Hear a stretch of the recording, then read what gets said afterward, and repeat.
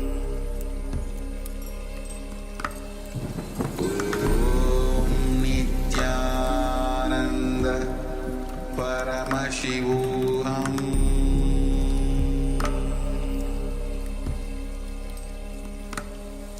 Om Nithyananda Paramashivoham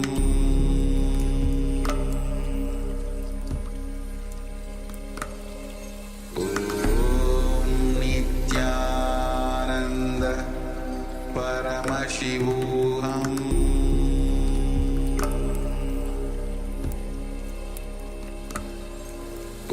Om Nithyananda Paramashivoham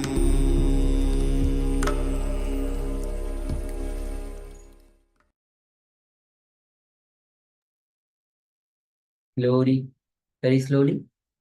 Open your eyes. You can remove your eye bands.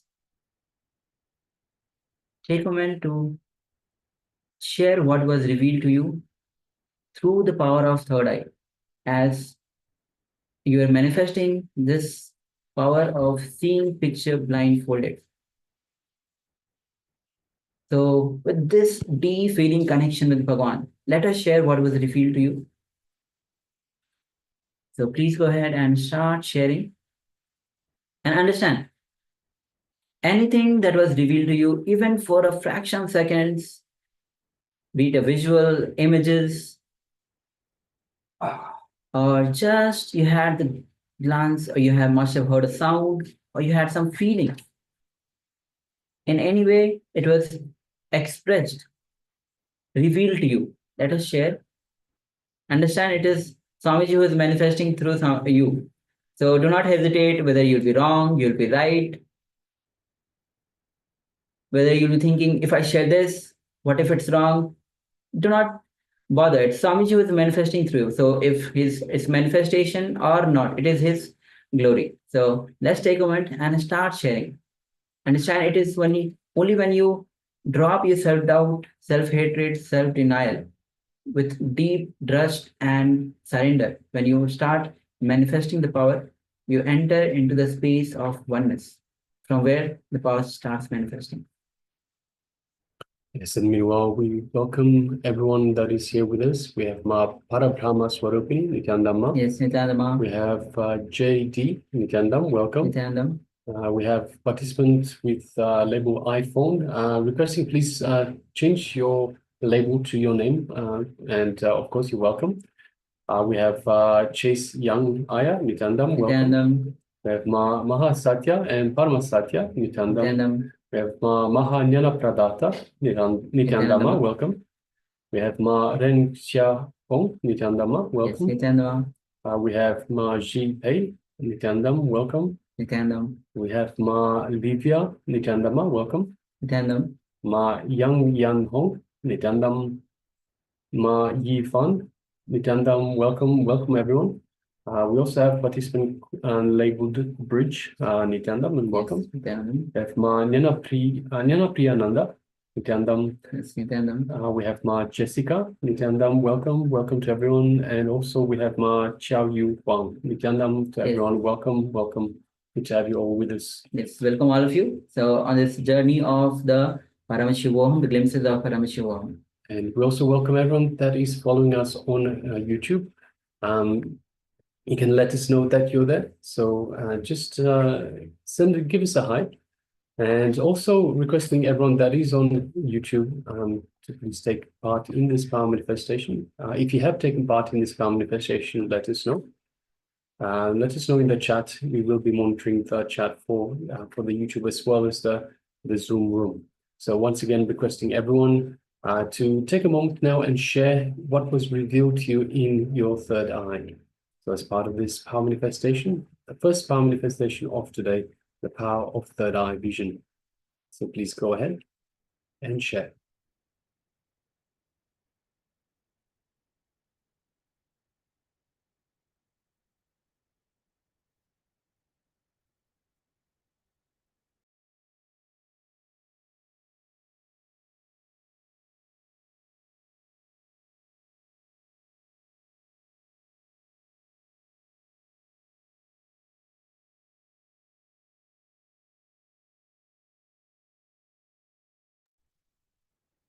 Yes, we already have one sharing from Yang Yan Hong. She says, I saw tiger's head, a purple, a red, and blue mandrake, shallow in black and white colors, a yellow doll-like pattern. Yes, thank you, Ma, for sharing. Thank you for sharing, Ma. Just looking or waiting for a few moments as we receive other sharings, and other participants on the YouTube also can start sharing. Yes, all the participants on YouTube. Yes, we also have Ma Ren Tia Hong that is sharing. If someone could please translate as well. So if someone could please translate.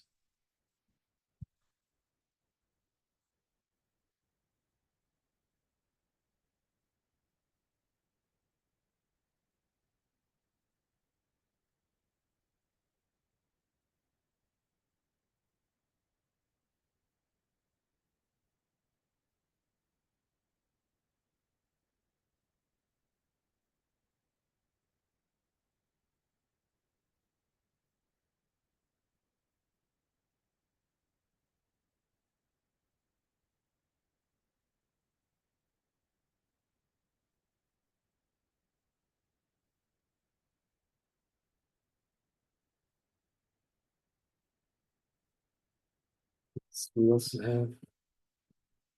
So we have Ma Chao Yu Huang that translates. She says she saw white air coming from stones. White air coming from stones. Yes. Thank you very much. Thank you, Ma, for sharing. And thank you very much for helping translation, Ma. And Ma GP says, I'm still on the way to manifesting. Yesterday I felt some different warm sensation, but not feeling anything today. That's okay. That's okay, Ma. The more and more you start manifesting the power, again and Swami says, again and again go on manifesting the power. This is your chance, this is your time to be in oneness with Parameshwar. See, there are two things. One, you are manifesting the power of third eye outside. One, the moment you are connecting with Swamiji, you are bringing oneness within you. And every time that you manifest the power, you break any click that you have, you receive within yourself, you break one pattern within you. That is reflected as power outside. So whenever you get a chance to sit with your eyes closed, to manifest the powers of third eye, this is, Swami says, the third eye is a door to the cosmos, the window to the cosmos. So every time you get a chance, just sit with eyes closed to be established in that oneness, to receive that super conscious energy. Yes. Thank you, Ma, for sharing. All right. So let's move to the verification. We'll be projecting the image on his screen so that we can enter into the verification. Will be, yes. So this is the image. You can see it's. Yes. So in the image we have a paste. It's called hummus. So someone has made hummus. You can see some cherry tomatoes, the small round tomatoes. You can see on the paste itself, on the hummus, there's olive oil, there's some seeds, some sesame seeds, a little bit of paprika, perhaps, or red, just red chili powder. We have some carrots that are cut up, and we have some biscuits and some basil. And so you can see also some shapes there. So there's the round shapes of the cherry tomatoes. There's the round shape of the container for the hummus, and you can see that it is on a white marble top. So white marble kitchen top. So yes, this is what we had displayed for you for this first round of power manifestation. So now let's have a quick look through the sharings. We have Ma Young Yan Hong that says, I saw a tiger's head, a purple, red, and blue mandrake, swallows in a black, white colors, yellow dawn-like pattern. Okay, Ma, so we have, let's see. So we definitely have, we have the red cherry tomatoes. So we have red Vema. Black and white, there are the seeds, the sesame seeds that are both the black and the white sesame seeds, Ma. Yellow, we have the yellow of the biscuits, the yellow of the of the hummus, and of course the olive oil that's on top of that, Ma. So let me see. So yes, we don't have a tiger's head, although we do have like the round container of the container for the hummus itself. So yes, thank you very much for sharing, Ma. All right. So Ma Reng Xiong says she saw white air coming from stones. Uh, Actually, we have a lot of white colors. The marble on which the whole setup is there, that itself is white, and even the hummus has white colors in it.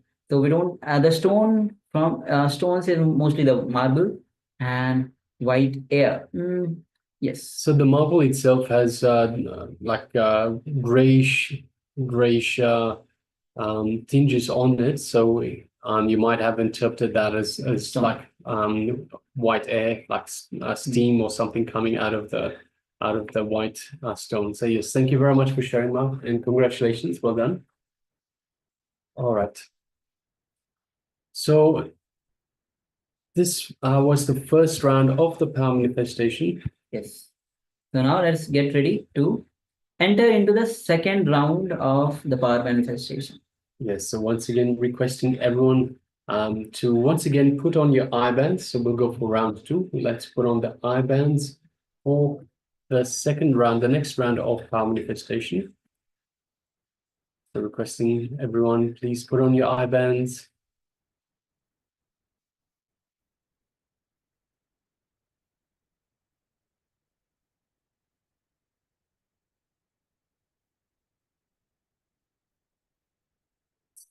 Now let us sit comfortably with the head, neck, and spine in a straight line. And let us bring our awareness to our inner space, the Ananda Gandha, just below the heart center.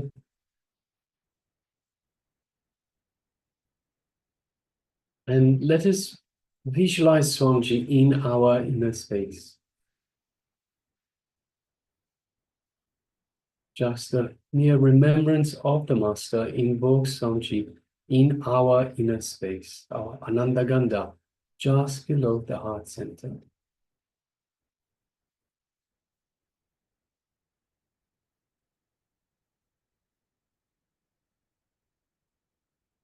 Feel this warm, fuzzy feeling as you bring your awareness to your feeling connection to the Master. Just feel this feeling connection that you have to the Master in your inner space.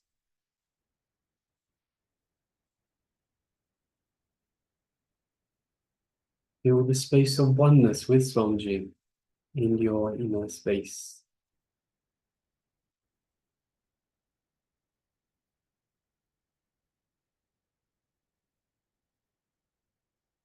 Feel the love, the compassion, the infinite grace that Swamiji is radiating and showering upon you from your inner space.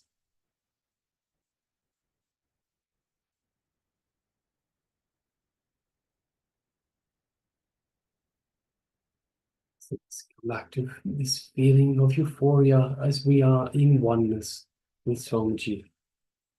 We are in this space of oneness with Swamiji in our inner space. Let us bring our awareness to the third eye, just between the eyebrows. And let us visualize Swamiji in our third eye.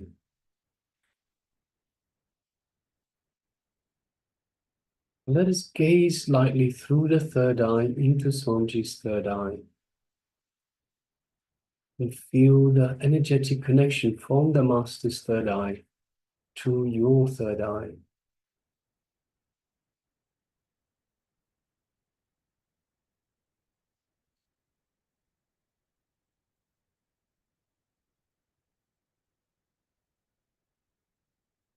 Feel a light buzzing sensation in your third eye, like build-up of energy as Swamiji's awakening and energizing your third eye.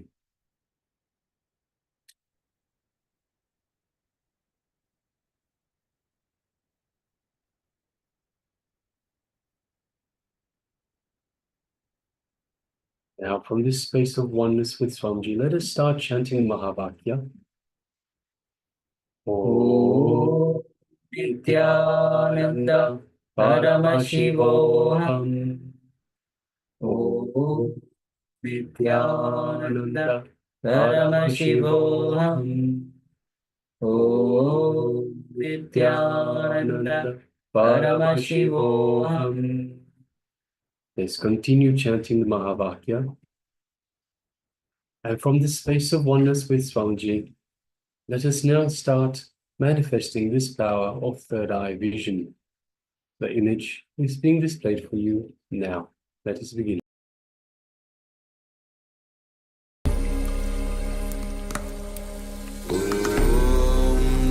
Nithyananda Paramashivoham.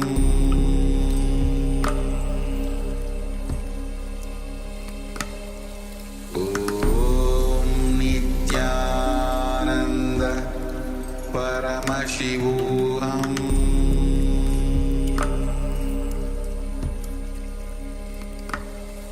Om Nithyananda Paramashivoham.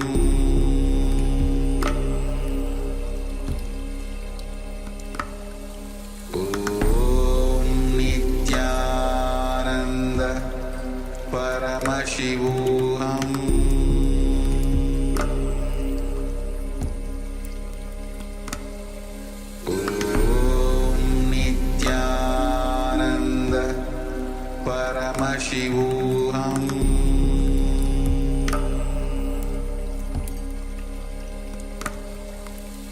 Om Nithyananda Paramashivoham.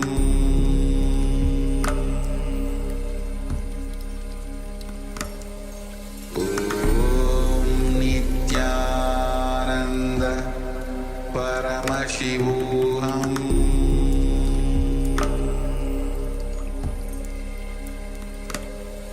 Om Nithyananda Paramashivoham.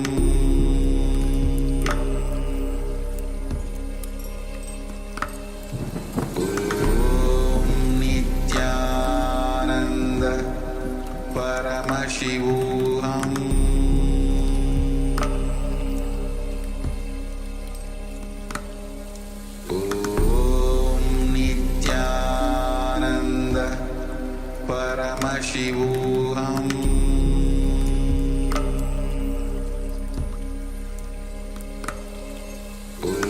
Om Nithyananda Paramashivoham.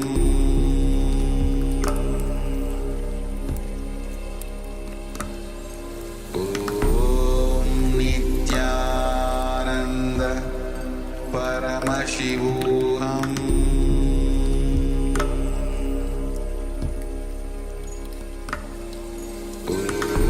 Om Nithyananda Paramashivoham.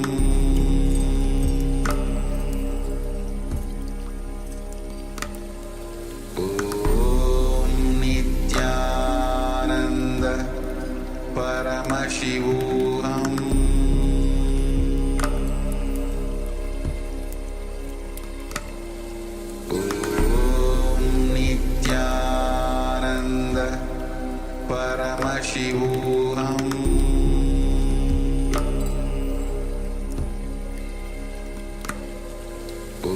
Om Nithyananda Paramashivoham.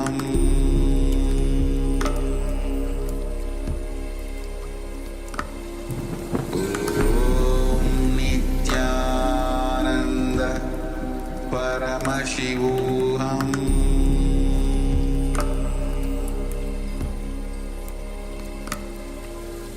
Om Nithyananda Paramashivoham.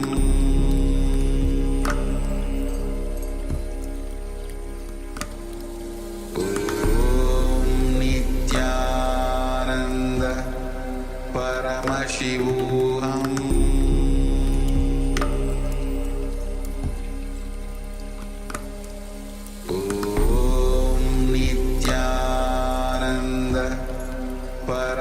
Paramashivoham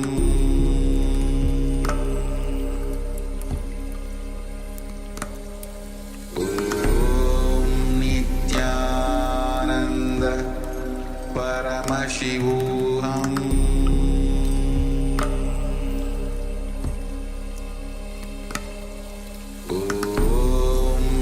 Nithyananda Paramashivoham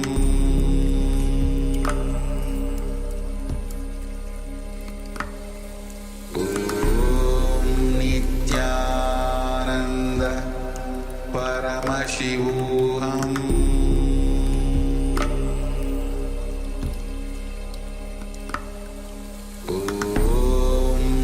Nithyananda Paramashivoham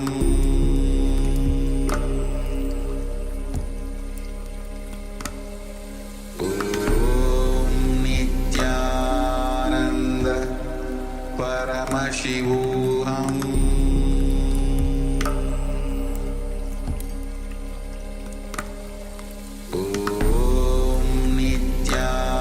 Nithyananda Paramashivoham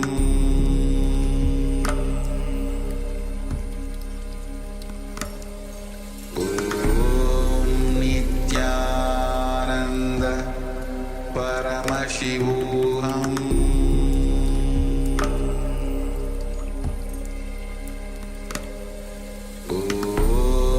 Nithyananda Paramashivoham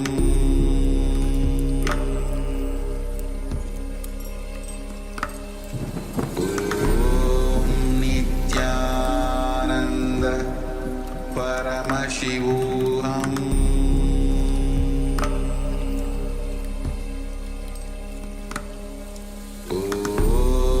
Nithyananda Paramashivoham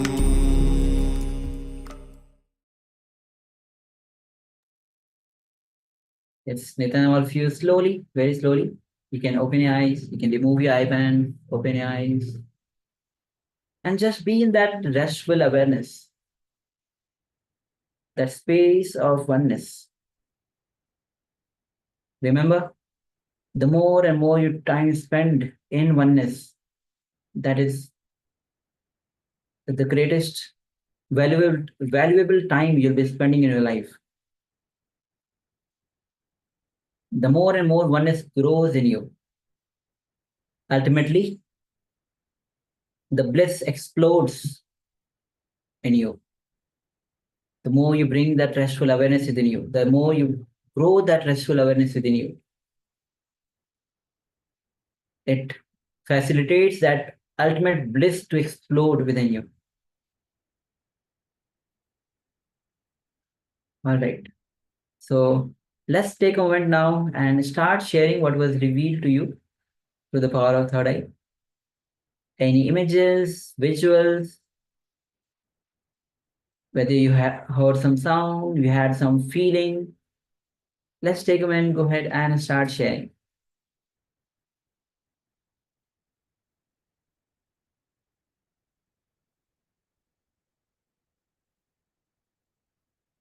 And all the participants following us, watching us on YouTube, let's take a moment and start sharing. Just don't watch us. Have the proper communication. Watch us. Be engaged fully. Take a moment and start sharing your revelations. Yes, one person with the name Bridge says, "I saw a cave." Yes, thank you for sharing. Thank you. Also requesting everyone with the camera switched off to please switch on your camera and be available in the camera frame. Yes, we have Ma Ji Pei that says light purple mist. Yes, thank you very much for sharing that. Yes. So start sharing, keep on sharing. All the participants on YouTube also can start messaging us. And understand that the powers manifest from the space of oneness with Swamiji. So it is in this space of oneness that we come to before we start the power manifestation.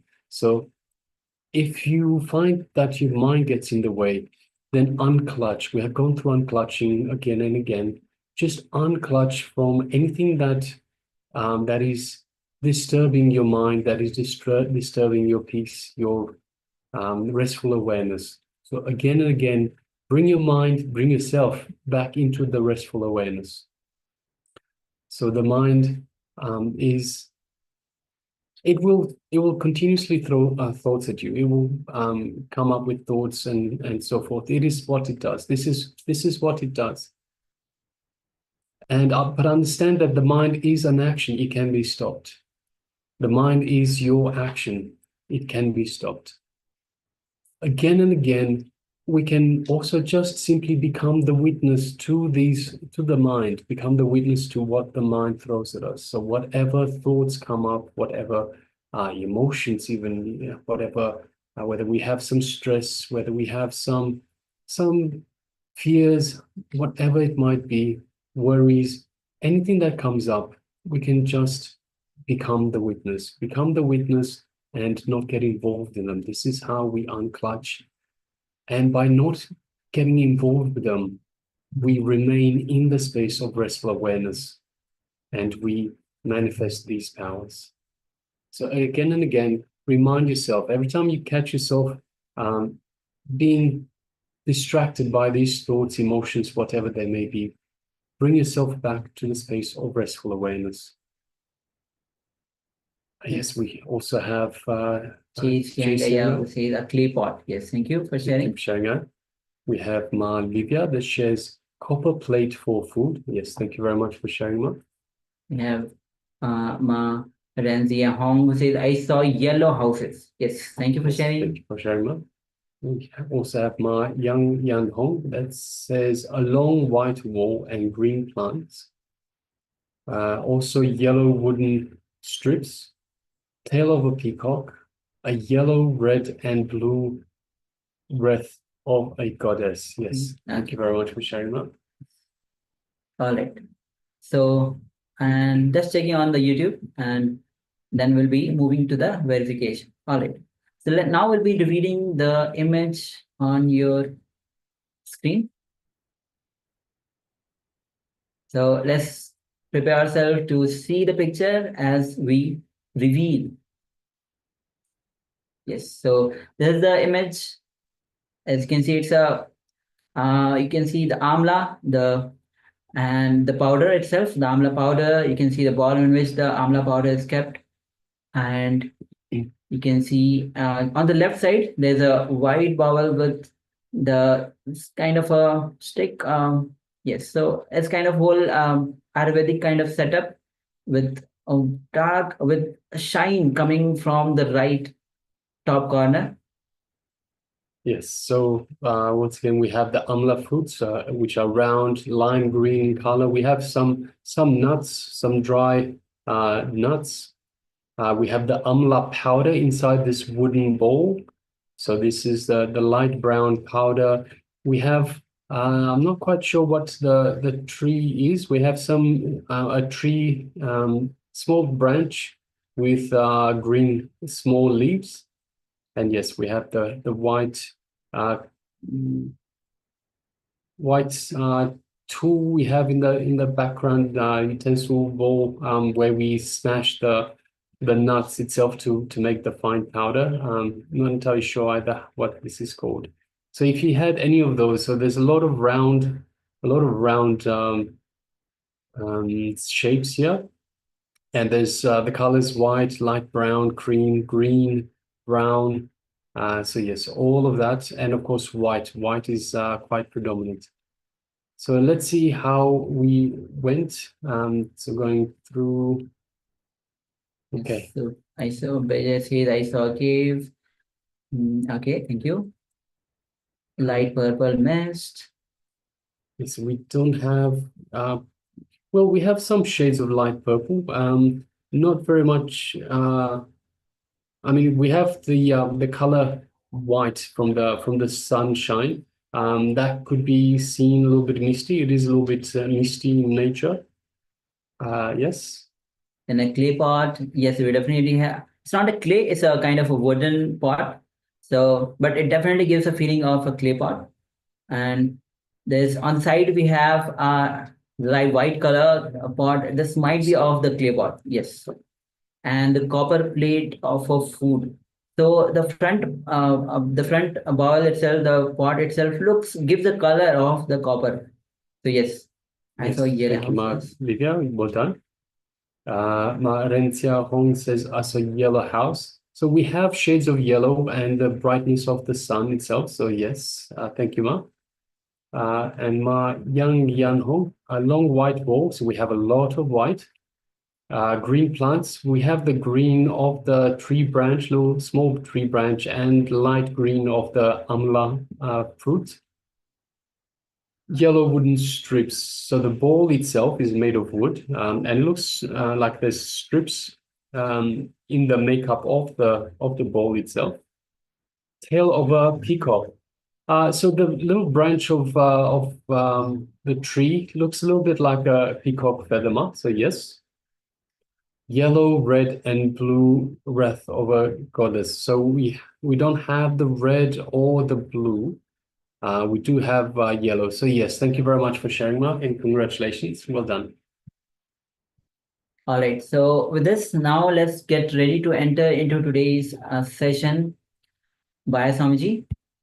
And today, the deity Swamiji will be gracing us as Kalyana Sundar Murthy. Yes. So let's get ready. And today the sessions will be on enlightened conflict management. Understand all the relationships that we have, whether it's a spouse, husband-wife relationship, brother-sister relationship, mother-father relationship, or any other relationship. Somehow we enter into conflict, and that conflict becomes sometimes so big we're not even able to bear that. So the whole session today is going to be on the enlightened conflict management. And Swamiji will be revealing from Bhagavad Gita itself, because Krishna was one of the best conflict management person happened on the planet Earth. So as now today will be, right now Swamiji will be revealing a little bit on marriage and how love is your very life. Understand?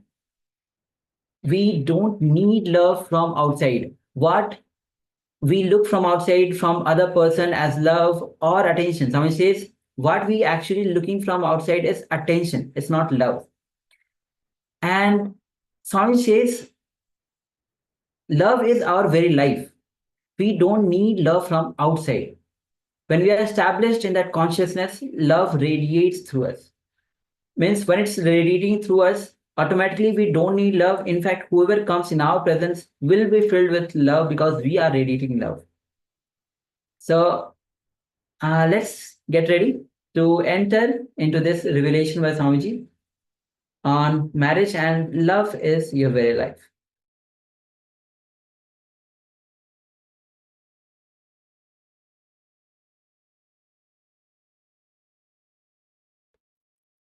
Is the concept twin souls or soulmates true?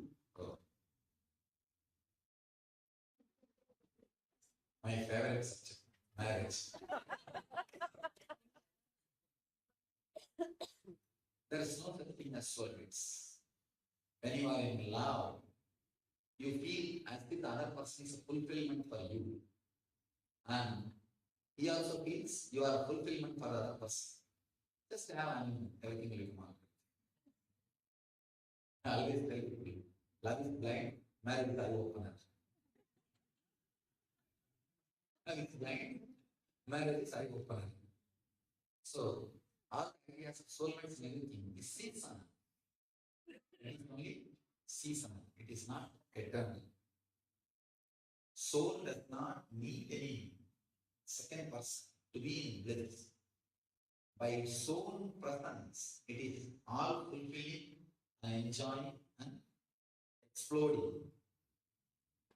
What is a relationship without expectation?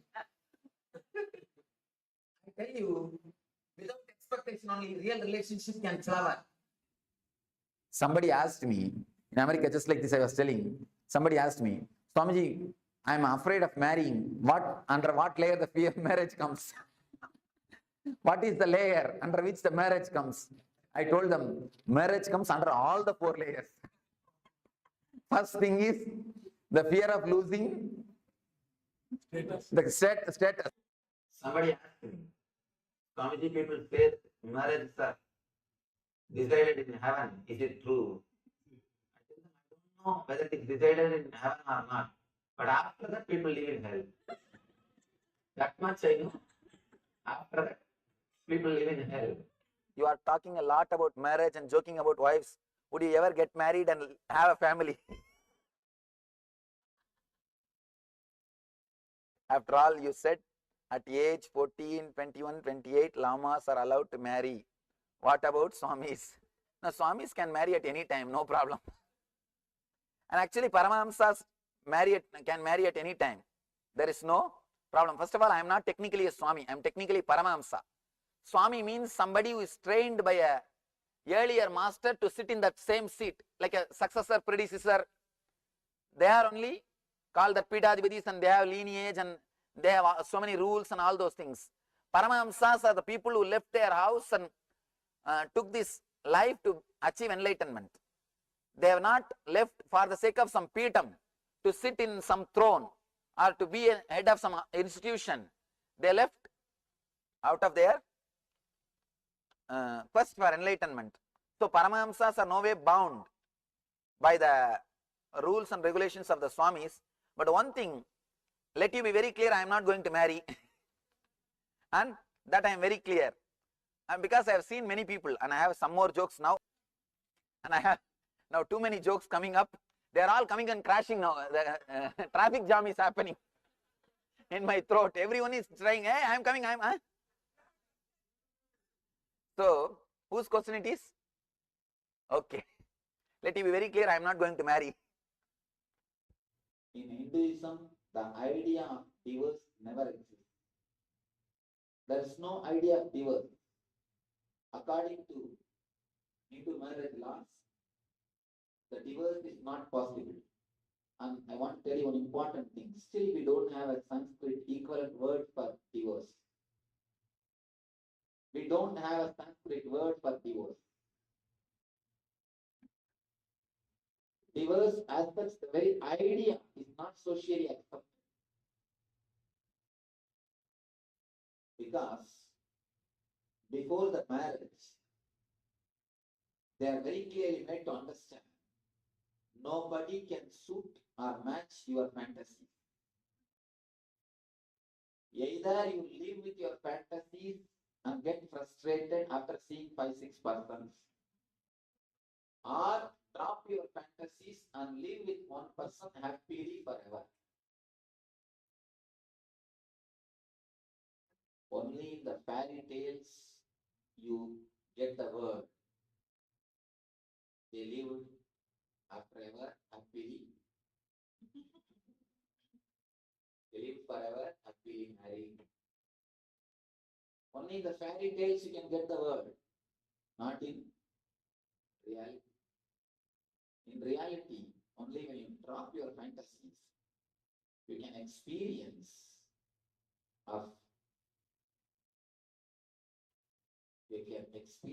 what I call Brahmacharya.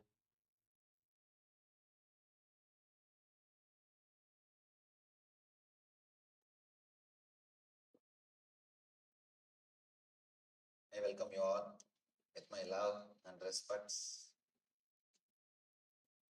Love is your very life.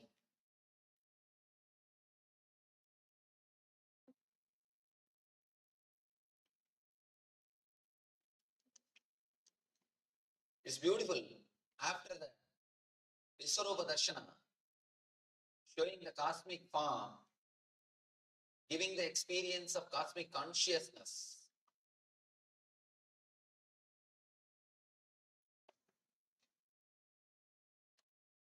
Krishna speaks about bhakti, love.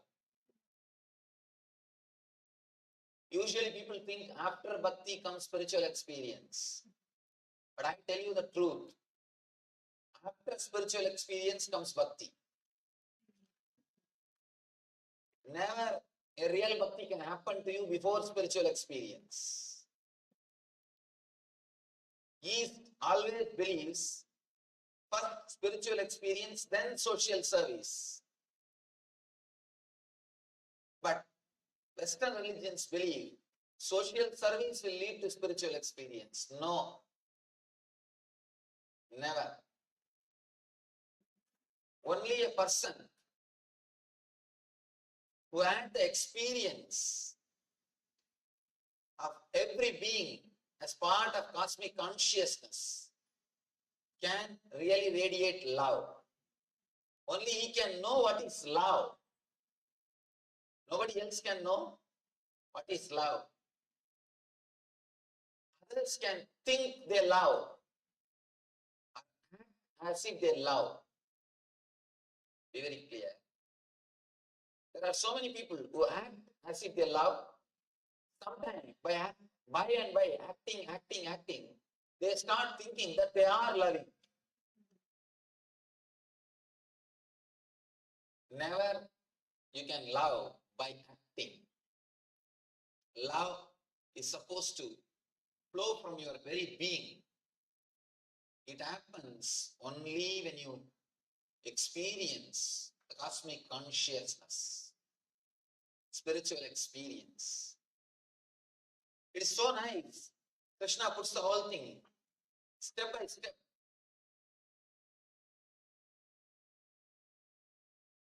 Really, after the spiritual experience, the gratitude, so much of gratitude overflows in your being. So much of love overflows in your being. You start radiating it. You start radiating. No one can show or experience love unless they have the spiritual experience. People come and ask me, Swamiji, you are telling all your devotees to meditate. What is the use? Why don't you tell them to do service? There are so many spiritual organizations. I can't say spiritual organizations, so-called spiritual organizations, caught in social service just for the sake of name and fame and social prestige. There are so many organizations. Organized charity. I always tell people, organized charity is beautiful way of cheating yourself and others. Charity can never be organized. It just flows. It can never be organized. The moment you organize it, the whole thing has got different quality, different color, different purpose. Different color, different quality, different purpose. Only when it flows after the experience, it is a solid expression of love. There's a beautiful saying in Zen Buddhism. Whatever Buddha does, even if he kills somebody, it will do only good to him. But an unenlightened man, whatever he does, even if it is a great service, it will do only bad for him and the society. Good or bad is not decided by doing, it is decided by being. When an enlightened man does, even small things lead to great good things or good results in the world. When unenlightened people do, even a great truths lead to misery and destruction. See, a simple word uttered by Buddha, watch your breath, or observe, witness your inhaling and exhaling. Simple truth discovered by Buddha. Thousands of people have become enlightened through this Vipassana meditation. The simple one technique, Vipassana, thousands of people have become enlightened. When Buddha utters even ordinary truth, even ordinary simple truth leads thousands of people to higher consciousness. If an unenlightened person discovers even a great truth leads to destruction. See the atomic bomb. Great truth, the theory of relativity. Great truth. But when it comes out from unenlightened mind, it always leads to destruction. Important thing. I was just reading a statistics report in a magazine. They say all the governments, all the countries in the world have got enough of atomic weapons which can burn planet Earth 700 times. Not once or twice. Once burning the planet Earth is enough. The atomic weapons they have stored, they have piled, can destroy planet Earth 700 times. Any single person with sadistic attitude, if he goes and sits in the seat or if he gets the power, the whole humanity is in danger. We have everything ready. Just somebody has to come and press the button. He should be mad enough, should be sadistic enough to press the button. The global suicide will happen. So much of atomic weapons are piled. See, it's a great truth. The theory of relativity is such a great truth, but expressed from unenlightened mind. So naturally it leads to destruction. Deed or word by themselves don't do good or bad. It does good or bad based on the consciousness from which it emits. Based on the consciousness from which it expresses. Only after the experience you feel the gratitude. It's your solid experience that every living being is God. You start radiating love. Your very being becomes love. Krishna starts the Bhakti Yoga after Visurupa Darshana Yoga. After that, experience, he starts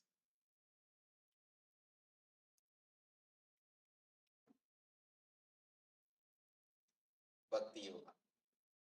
Arjuna Uvacha Evam Sadata Yukta Ye Bhaktas Pam Pariyubasade Esapyaksharam Avyaktam Tesham Ke Yoga Vittama. See, the whole trend in which Arjuna speaks is totally different now. The very trend, very way is different. He says, which are considered to be the more perfect? Those who are always properly engaged in your bhakti, are those who worship in those who merge in the Brahman, the unmanifested. Please be clear. Here, he is not asking for himself.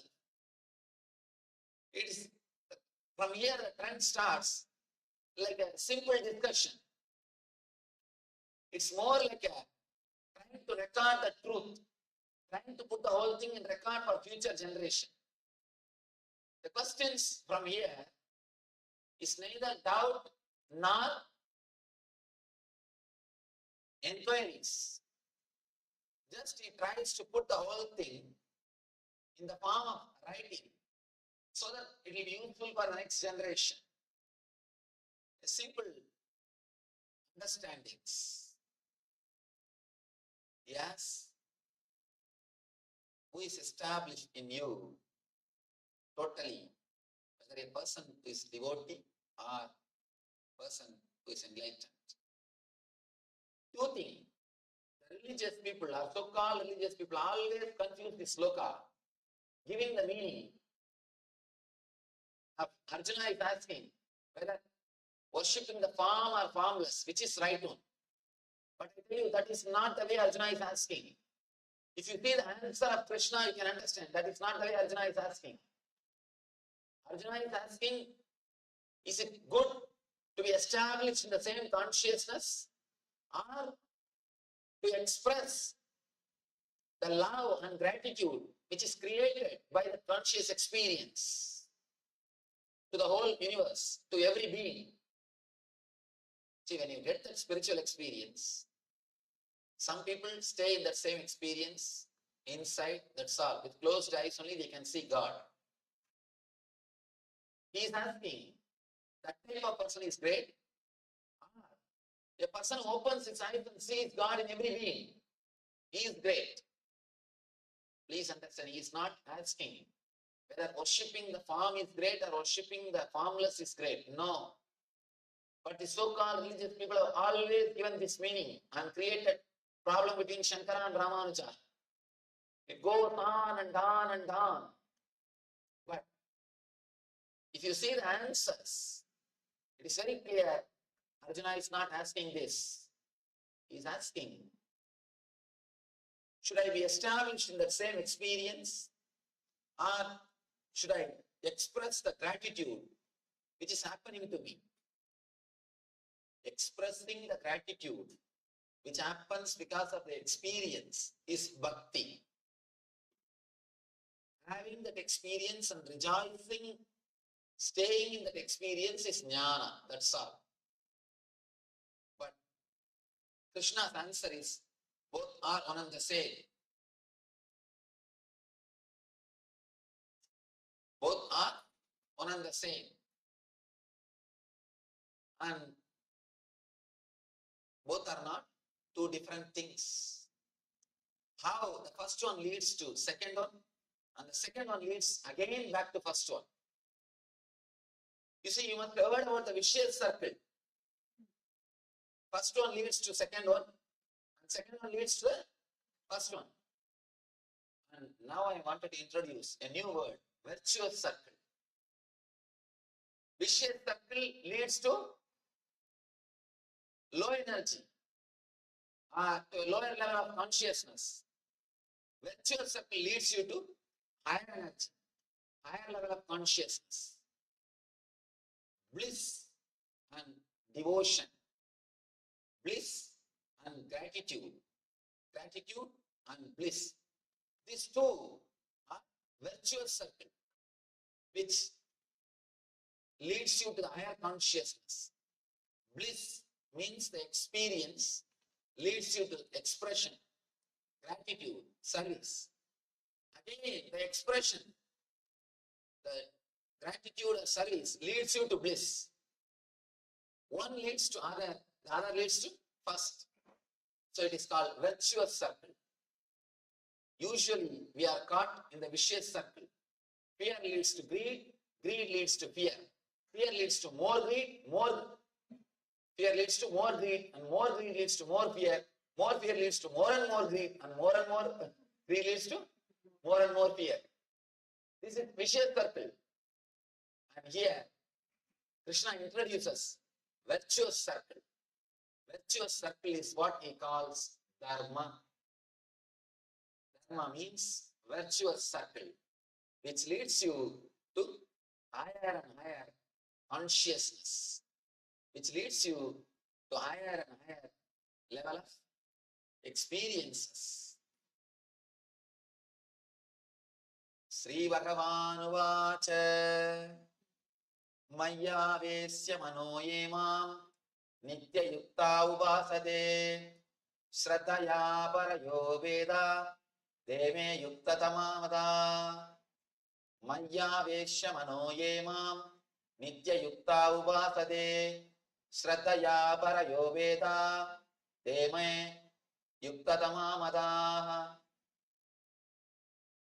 Bhagavan says, those who fix, those who are established in the consciousness which expresses the gratitude, bhakti, are always engaged in me. And the transcendental faith means the experience which they undergo at the time of cosmic experience. Both are ultimate. Of course, there are so many people who translate this text. Now I have to tell an important thing. Sanskrit is such a beautiful language. You can make any meaning out of any word. That is why so many thousands of commentaries on Gita is possible. But still Gita is new. No other book is commented by so many masters like Gita. But still Gita is new. Each one tries to give their own meaning. Again and again I insist. A person who is not experienced, if he starts speaking, naturally he will be in trouble, and he will be creating trouble to others. Now blind leading blind leads both of them to trouble. Same way, a person without experience, when he translates or starts, he automatically does something called text torturing. Understand this small example. Here I am putting some diagram, explaining to you. After few days, you are presenting only audio CD to one of your friends who has not attended the lecture. How much he can grasp? He cannot. Because so many things are there in the diagram. I am explaining through a picture. If you are here seeing and listening, you will be able to, even then it is very difficult to grasp the truth, to understand it as it is. Just giving audio CD to some friend who has not come, who has not attended the program, how much he will be able to understand? Same way, and if he tries to understand and he wants to give a lecture on this subject to somebody else, how much it will be original? Same way, person who has not seen, just got the audio recording, only the book. Bhagavad Gita is just audio recording. Transcription of audio recording. It is not even audio recording. You just hear audio recording, at least you can understand few more things by the voice modulation. Here even voice modulation is not there. It's a transcription of audio recording. How much can you translate or interpret? That's the reason Vivekananda again and again emphasizes, don't read or listen anything which is expressed by a person who has not personally experienced. First thing he says, first thing, don't bother what he is speaking, bother first about who is speaking. He emphasizes on the personal experience. Here Bhagavan says, Maya Veshya Mano Emam Nitya Yukta Vasade Shraddaya Parayo Veda Deme Yukta Tamamata. Those who express their experience as devotion. See that word upasate, upasana. The word upasana can be translated in many ways. When you see the divine in everybody, whatever you do is upasana. When you see the divine in everybody, whatever you do is upasana. Please be very clear. When you don't see the divine in everybody, you can't see divine in any statue or in any master. First be very clear. If you don't see divine in living beings, you can't see divine in a God or in a guru. Somebody goes to Ramanuja. Ramanuja is a great master.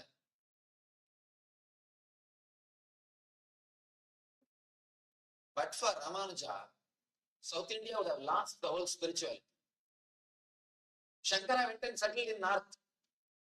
Even though he's born and brought up in South, he spent most of his time in North.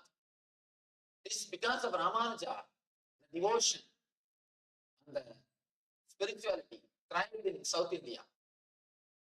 Till the end, Ramanuja stayed in South India. Not only that, Shankara lived only 32 years, but Ramanuja lived for a long time.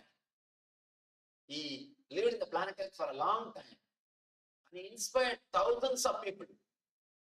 Ramanuja inspired thousands of people in the path of spirituality and meditation. One young man goes to Ramanuja and asks, Bhagavan, please tell me how to achieve bhakti, how to achieve God, how to achieve the devotion. Ramanuja says, have you loved anybody in your life? This man was shaken. He said, I am a pure brahmachari. How can you ask me this question? I came to you to learn about God, but you are asking this question. Ramanuja says, first go and love somebody. See how you feel when you love somebody. Then come back, I'll teach you about God. I'll teach you about bhakti. Understand? The man was, of course, naturally taken aback. He's not able to understand what Ramanuja says. Unless you love the person whom you are seeing, how you will be able to love the person whom you have never seen? If you can't love human beings whom you are seeing every day, how can you love the form of God or God whom you have never seen? What he says is true. What he says is true. We also should understand, unless you start radiating love in the space where you are staying, you can't love the whole world. Again and again I tell people, loving the whole world is very easy, but loving your wife is very difficult. Loving the whole world is easy because you don't have to do anything. Just say, I love whole world, I love whole world. When you love your wife, you have to change your attitude. You have to change your mind. You have to change your words. You have to do something. You have to do something. Being established in the consciousness, expressing it towards the universe, both are one and the same. And only one more thing, when a person is merged, when a person is established, automatically he will radiate. Automatically he will radiate. Please be very clear. If the love is not happening, if the expression is not happening, be very clear, the person has not experienced. When a real experience happens, it automatically expresses. Experience is not something you can possess and keep it in your cupboard. No. Experience will possess you and it will sing through you. Somebody asks a Zen master, will enlightened man speak? Master says, no. Enlightened man will never speak. Only a person who don't know will speak. Then he asks, then enlightened master will keep quiet. Master says, no. An enlightened man can never keep quiet. If he keeps quiet, be very clear, he don't know. He is not enlightened. Disciple was puzzled. It's taken aback. You say neither he will speak, nor he will keep quiet. What he will do? Master replies, he will sing. His very being will sing. He will neither speak nor keep quiet. His very being will sing. Because you can't possess experience. Experience will possess you. When experience possesses you, whatever you do will be a song. Any word which comes out of you will be a song. Your very walking will be a dance. Your very body language will radiate a grace. All your expressions will be a service. Great service to the humanity. He says beautifully, enlightened man never keeps quiet, or he never talks, he just sings. That is why Gita is given in the form of song. Gita is not prose, it is song. The great truths can never be expressed in logic. It can be expressed only through poems. He says, Krishna says, who is established in the consciousness is great. But the person who expresses, who shares, who automatically radiates will be much greater than who is established. But the truth is, if a man is established, he will radiate. He will radiate. Let me tell you a small story from a great devotee, Bhakta, who lived in Varanasi. He's a great Bhakta of Krishna. He had a small Bhagavad Gita book. Every day morning, he will take bath in Ganga, recite the Krishna's message, Bhagavad Gita, with all his devotion. Whole day he will be sitting and meditating on Krishna. He is continuously in the ecstasy of Krishna. He is just radiating Krishna Bhakti. Of course, you can see this type of souls only in India. People who can just sit and be in ecstasy. Society will never disturb them. Society takes care of them. In any other country, you will be called as homeless, put in the shelter, disrespected. That culture is so beautiful. And even if you sit, if you are in ecstasy, you are respected, you are worshipped. This person, he is in ecstasy, always singing Krishna's name in the Krishna Dhyana, the Lila Dhyana, in the Krishna Smarana. He is lost. One day, a beggar comes to him and asks, "Oh Swami, please give me something. For last 3 days I have not taken food." Now big difficulty. Because he himself is a beggar. He has got only one property with him, that Krishna, the Gita book, that's all. Nothing else is his property. He has nothing. And it's always ecstasy. Somebody gives, he eats, otherwise he's singing the Krishna's name. His only property is that book, the Gita book. And this guy comes and asks, "I have not taken food for last 3 days, please give me something." He feels very bad. And he looks this side and that side, nothing is there. Only one thing is there, that's Bhagavad Gita, which is preserved or worships for last so many years. That's the only property that is almost like a god for him. That's everything for him. Nothing else is his property. Suddenly, he gathers courage and takes that book. Tells that beggar, "You see, I have nothing. To tell you honestly, I have only this book. But I can tell you one thing. If you go inside the city and tell this book is my property and auction it, surely people will buy. There are so many people who respect me. Some way they feel devoted to me. So Krishna's blessing is there. Just go to the market and auction this book. Say that this book is my book. Surely people will buy, giving money, and take that money and eat and fulfill yourself. Be happy. And gives that book. Beggar just takes the book and goes away.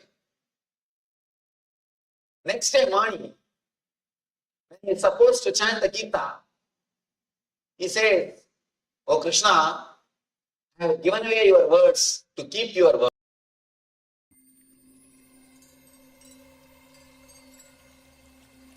I welcome you all with my love and respect.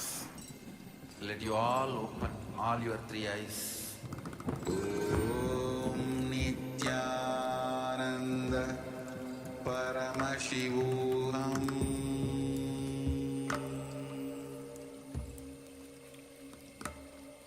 Om Nithyananda Paramashivoham. Yes. So Swami reveals, when you are established in the consciousness, love radiates through you. And you cannot keep quiet. It's not that you can hide the love that is radiating through. There's no other way. Love has to radiate.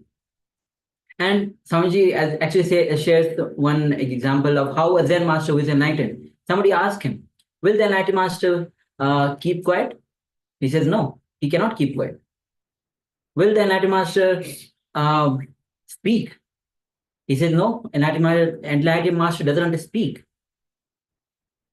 Enlightened master actually sings. The existence sings through that being.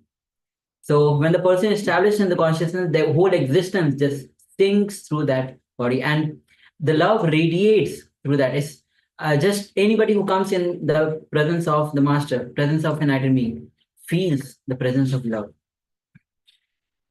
Yes, our very being, our very existence, our very nature is love.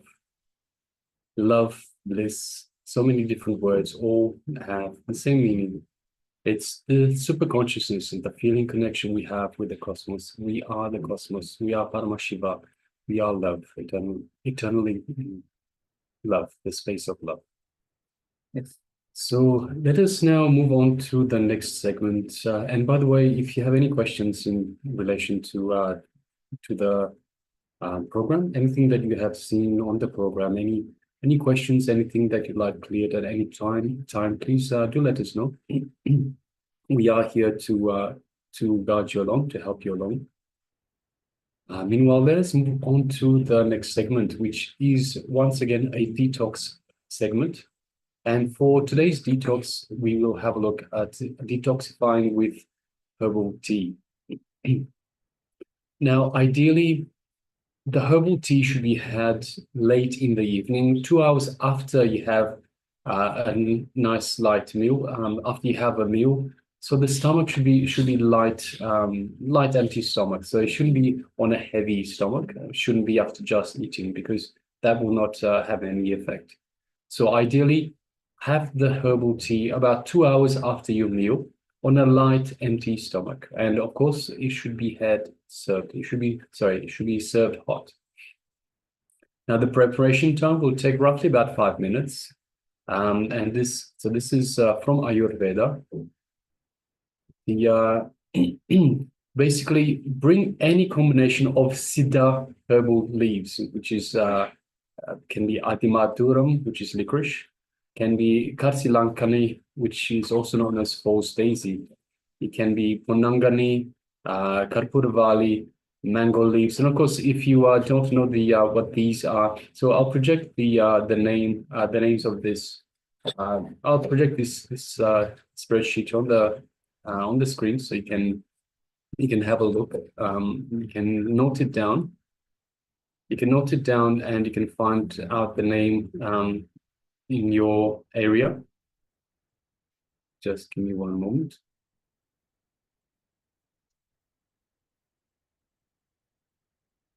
Yes, so as you can see, so we have Adimaduram, which is licorice, Karsilankani, which is false daisy, Ponangani, Karpuravali.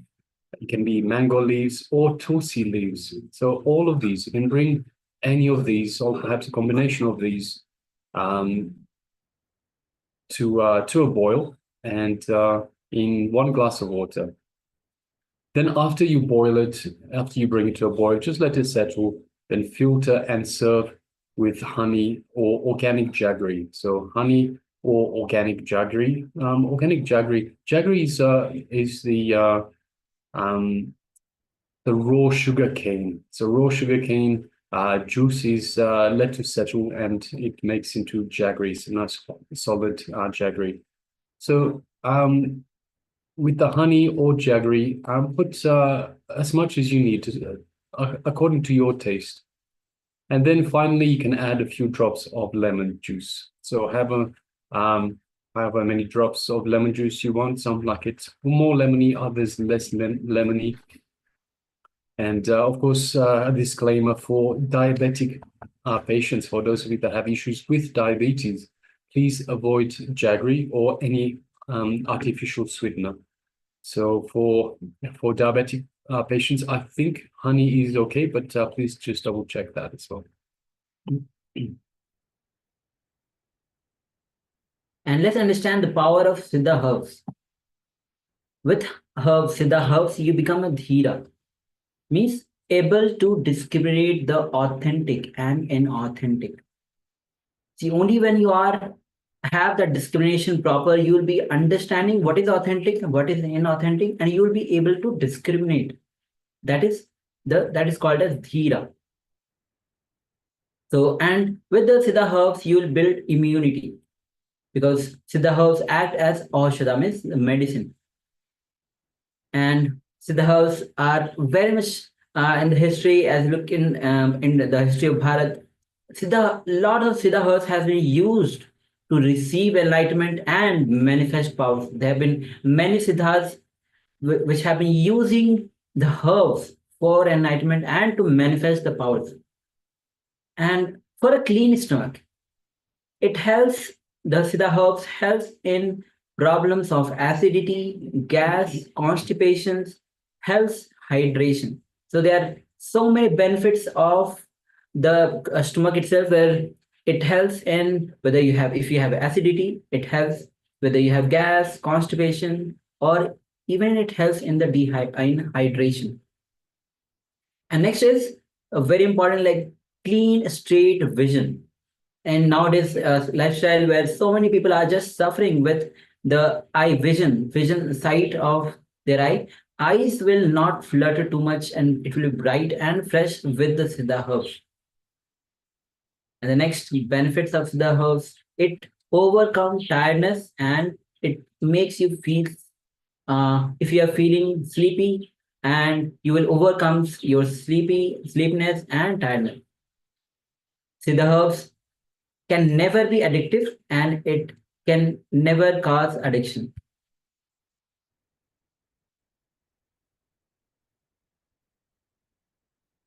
Yes. So these are the powerful Siddha herbs. There are actually various Siddha herbs which are very powerful, as just few of them have been listed here. And now with this, let's move to the next, which is going to be on the meditation for what Swami is revealed on love is your very life. Understand? Only a person who has experience of every being as part of cosmic consciousness can radiate love. See, understand, when one is oneness with the cosmos itself, realizes that every being is a part of the cosmos, then he radiates love. Whether it is good or bad is not decided by doing, it is decided by being. And what is dharma? Dharma, as many people think, it's a religion. It's not religion.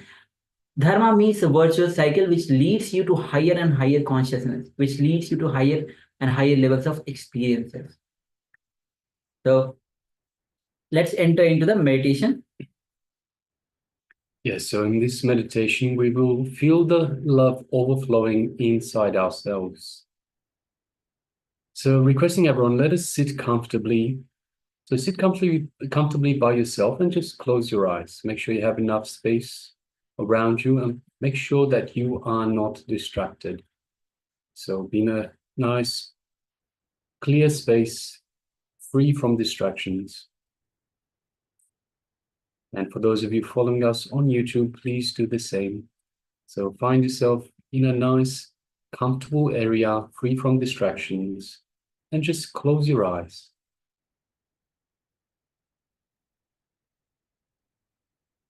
Now focus on your heart region. Just bring your awareness to the heart region. Exclude everything else. Only focus on the heart.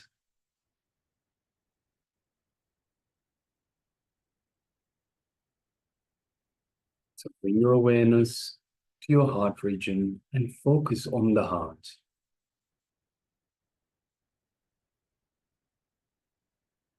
Visualize your heart is an endless reservoir from where blessings can flow.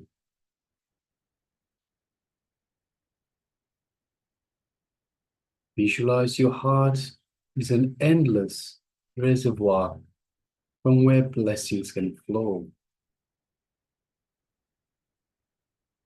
Endless flow of blessings from your heart.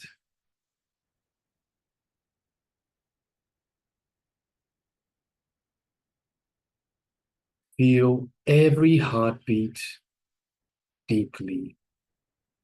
So keeping your awareness on your heart. Feel every heartbeat deeply. Let every heartbeat resound throughout you.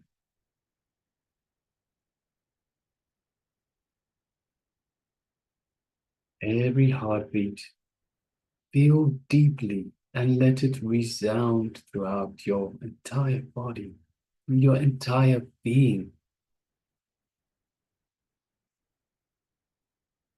Feel every heartbeat deeply.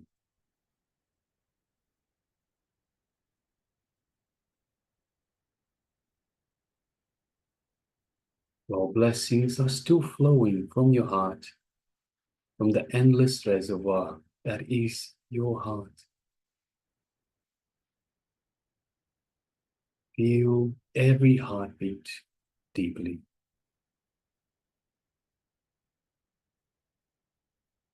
And between the heartbeats, feel the energy of love happening in the deepest part of your body, mind, and soul. The love energy is waiting to be acknowledged.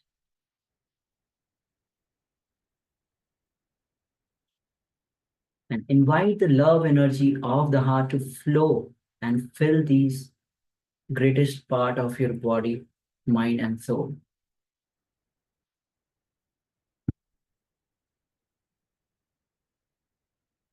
So let's enter into this meditation.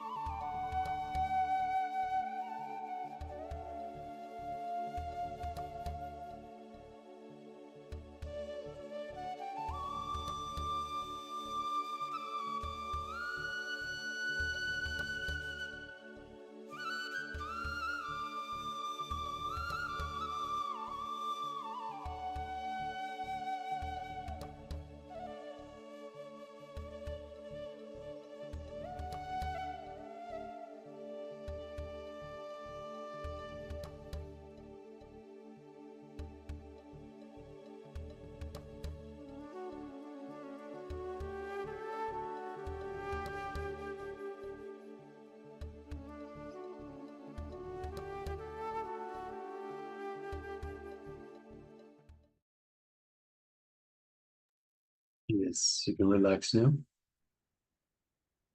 Relax from this wonderful meditation to feel the love overflowing from your heart. So understand that we are love. This is our pure state. This is our original state. And by coming back into our original state, to our original state, is the only way we can truly love. Everything else is just a need for attention, a want for attention. And Swamiji beautifully tells that only when you have known true love can you truly love God, the divine, the super consciousness. All right, so let us now move on to the next segment in our program for today, which is the power manifestation. And today we'll be manifesting the power of clairvoyance. And there are various powers of clairvoyance. Before entering into that, let's enter into the Sas Pramana to manifest this power of clairvoyance. Now, this Sas Pramana is taken from Shiv Samhita, chapter 5, 86 verse. So, for those of you who are new, like what is Sas Pramana?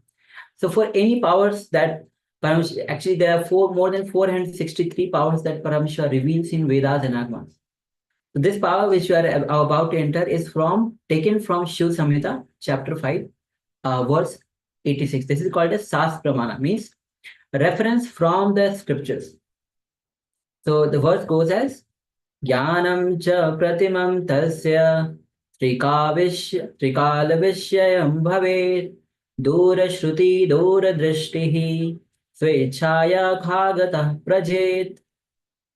Bhagavan Paramashiva says, he gets immeasurable experiential knowledge, knows the past, present, and future time, has Dura Shruti, power to listen to far anything at far off distance. Dura Drishti, power to have direct vision of anything at greater distances, anywhere. Khagatam, the power to walk, move in air by will, like a khaga.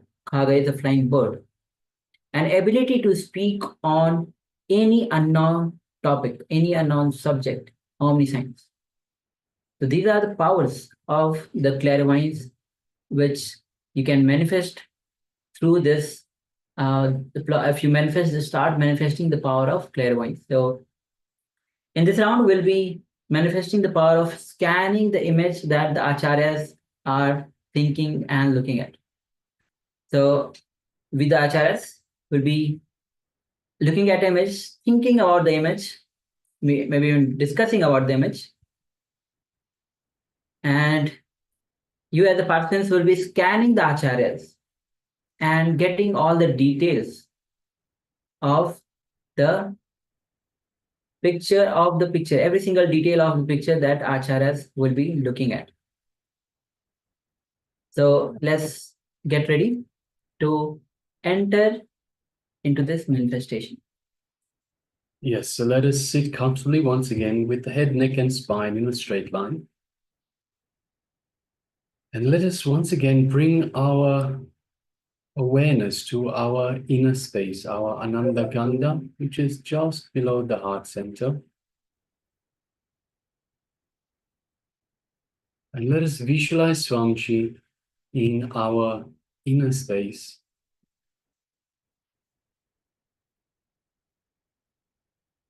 Understand that just by visualizing, by remembering Swamiji in our inner space, we invoke the Master. We call on the Master, or we call on the Master's presence to be here with us. So let us do just that.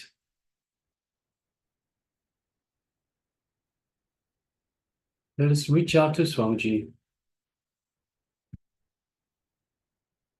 and invoke him in our inner space, our Ananda Ganda, just below the heart center.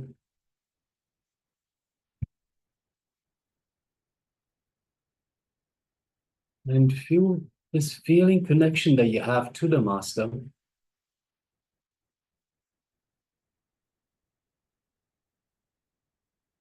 Feel the space of oneness with Swamiji in your inner space.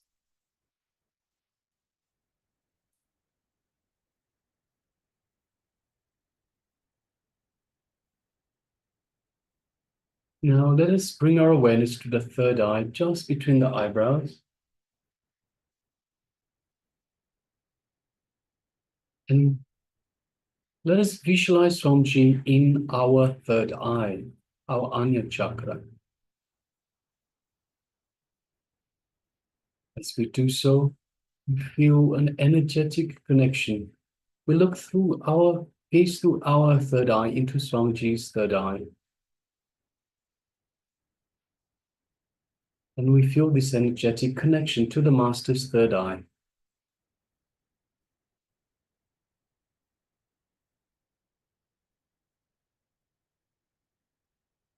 We feel a light buildup of energy in our third eye.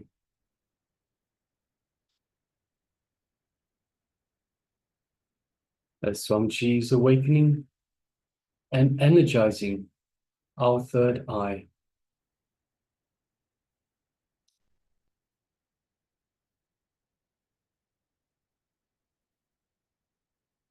Let us now start chanting the Mahavakya to further connect to the Master. Om Nithyananda Paramashivoham. Om Nithyananda Paramashivoham. Om Nithyananda Paramashivoham. Let's continue chanting the Mahavakya for the duration of the power manifestation. And from the space of oneness with Swamiji, let us start manifesting this power of clairvoyance. Let us scan the image that is on the Acharya's device, on the Acharya screen. The image is now in front of us, so let us start manifesting this power now. Let's begin.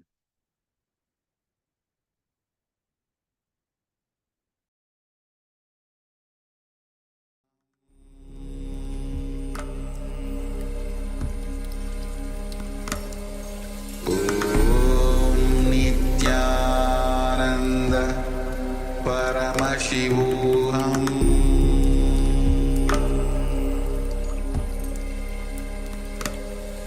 Om Nithyananda Paramashivoham.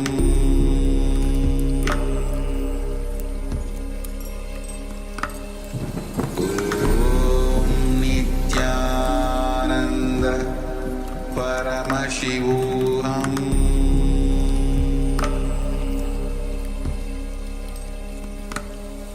Om Nithyananda Paramashivoham.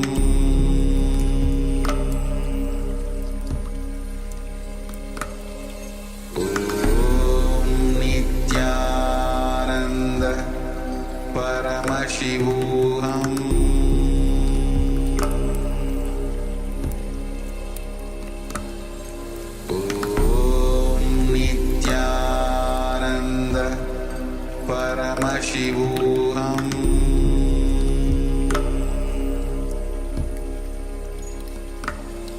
Om Nithyananda Paramashivoham. Om Nithyananda Paramashivoham.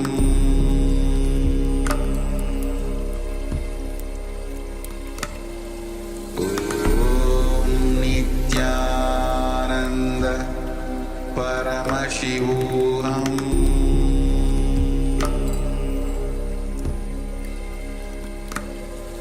Om Nithyananda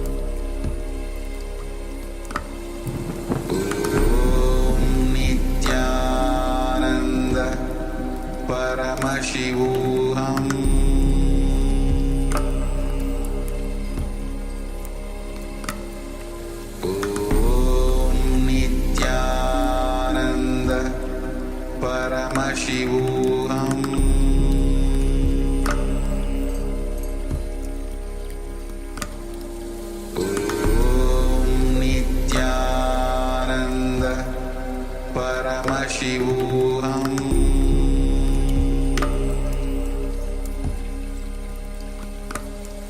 Om Nithyananda Paramashivoham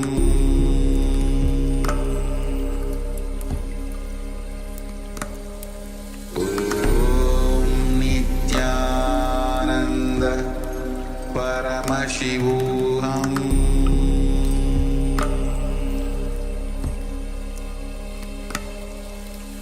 Om Nithyananda Paramashivoham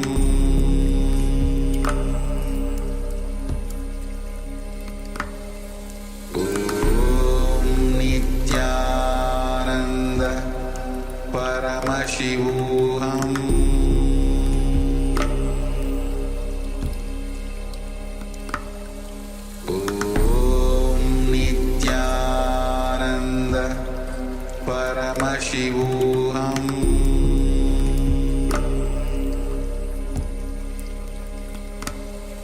Om Nithyananda Paramashivoham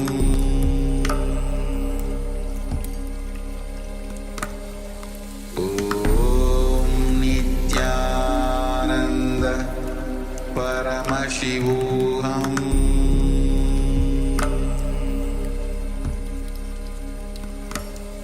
Om Nithyananda Paramashivoham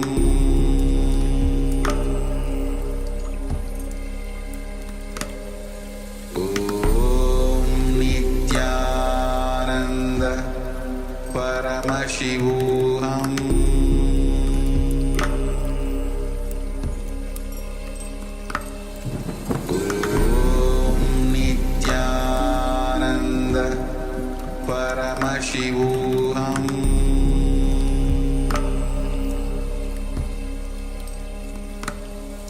Om Nithyananda Paramashivoham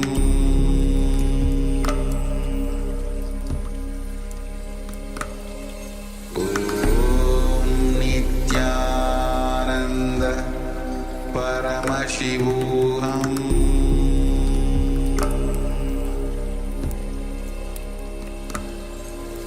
Om Nithyananda Paramashivoham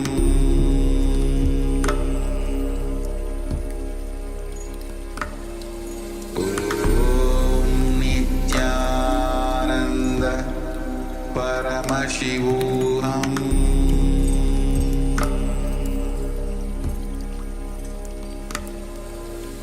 Om Nithyananda Paramashivoham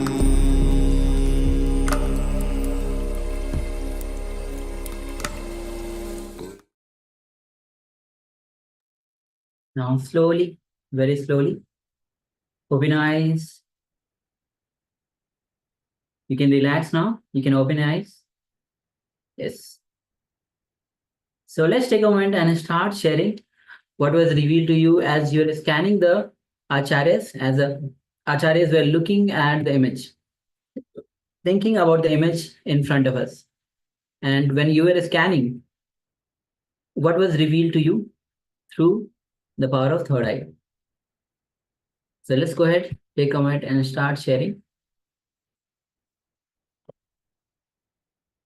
Yes, and meanwhile, we have also a question from Parabrahma Swarupini. Yes, Nithyananda. Yes, Nithyananda.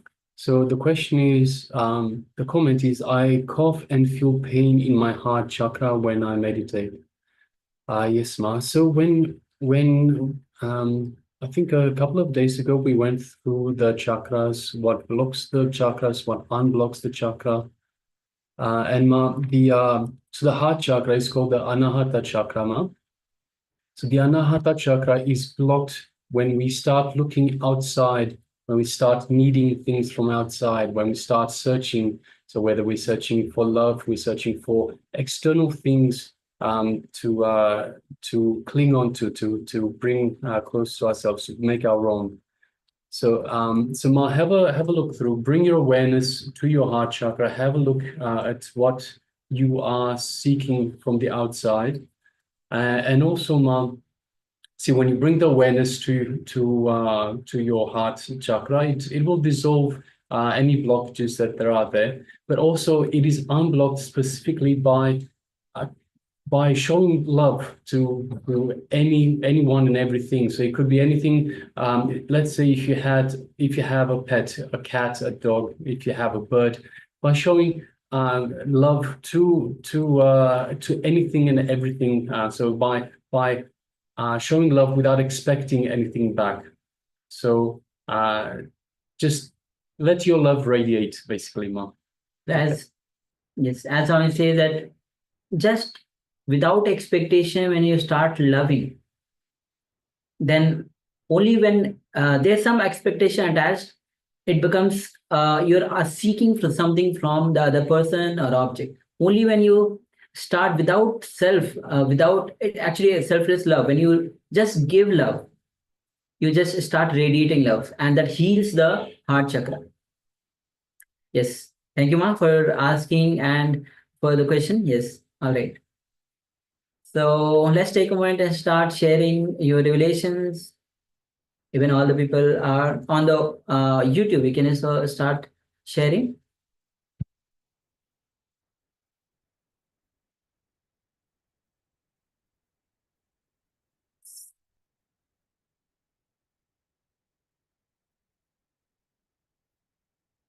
Yes, so requesting everyone, and requesting everyone to please share what was revealed to you in your third eye as part of this power manifestation. So what was the image that we had in front of us? But also requesting all participants to please come back on camera. So we have a number of participants that have got the camera switched off. We have Ma Livia, we have Ma Ren Tia Hong, we have Wen Chi Tsing Aya, we have Ma Mahasatya and Paramasatya, we have Ma Jnana Priyananda, we have Ma Jessica, Ma Chao Yu Huang, and we have Ma Ying Mei Ya. Requesting, and apologies if I mispronounce any of the names. Requesting everyone please come on camera and be available in the camera frame.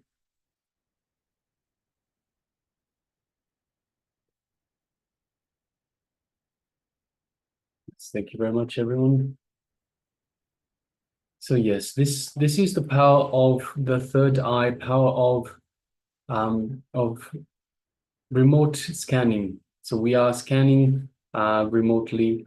We are scanning what was displayed on the acharyas, our device, our monitor. So yes, we have Ma Pei that says a lot of different images came and went. I saw a sleeping beauty face in an upside down position, but quickly disappeared. Then I saw clouds, a lot of trees, and it feels like a mountain area. Yes, thank you very much for sharing, Ma. And Che Jiang shares, I see lightning suddenly. All right. Thank you very much for sharing. All right. So let's reveal now. If you are still sharing, take a moment and start sharing. Then we'll be entering into showing you the picture which we had been looking at. Yes, we also have Hu Jing Yan that shares jungle and starry night. Yes, thank you very much for sharing.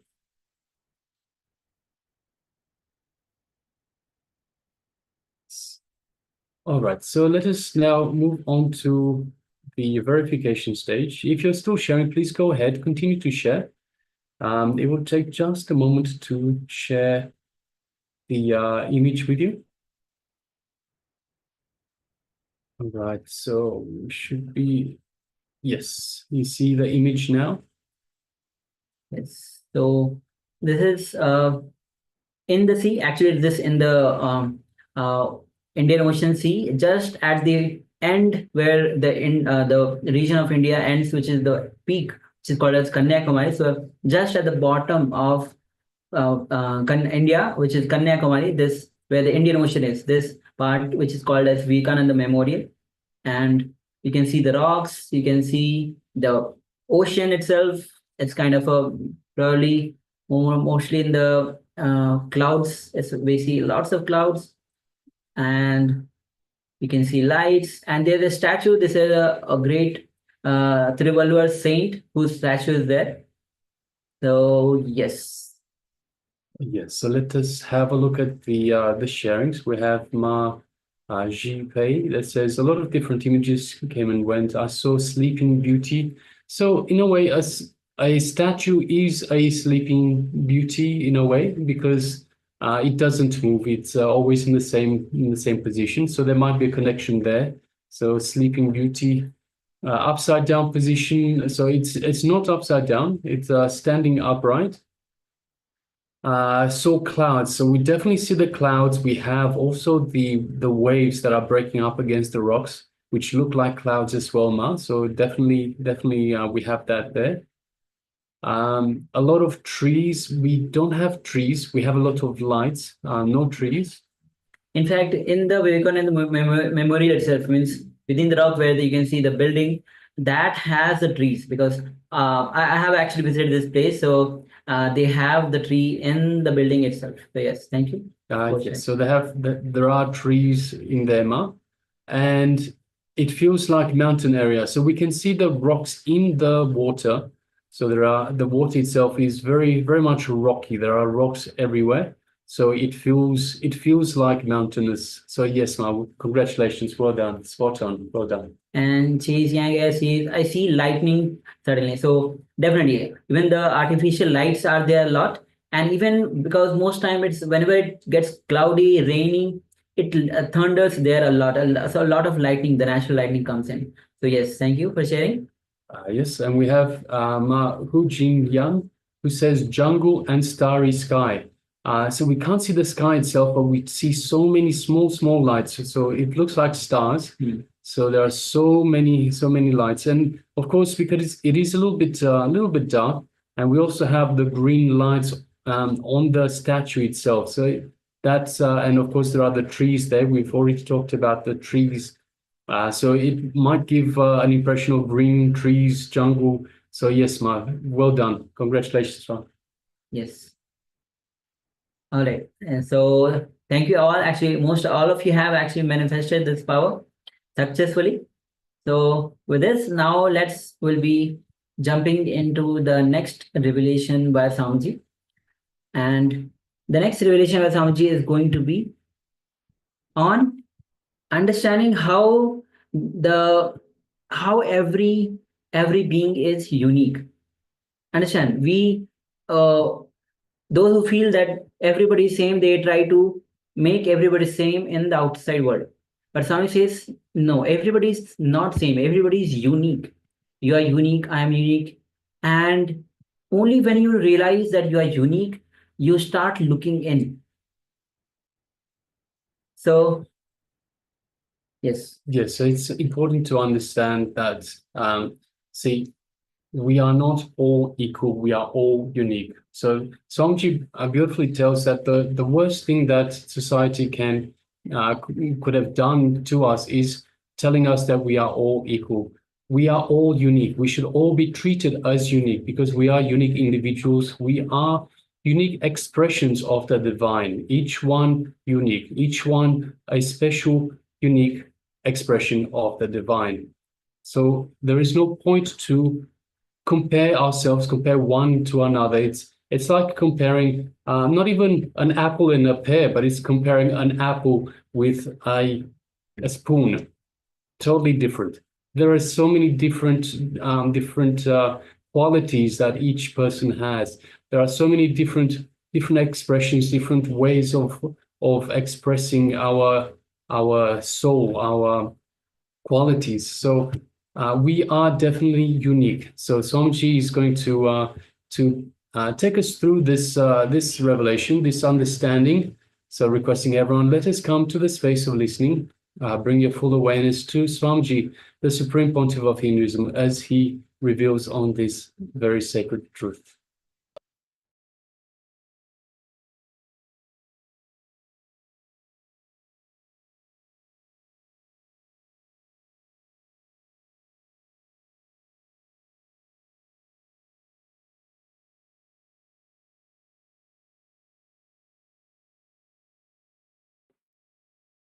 And he says one more important thing, heat and cold. Heat and cold. Try this also. Beautiful experiment. I don't know whether you'll be able to believe or not. I have seen people living in Himalaya in snow with just 2 pieces of dress. Let me tell very clearly. I lived in Himalayas.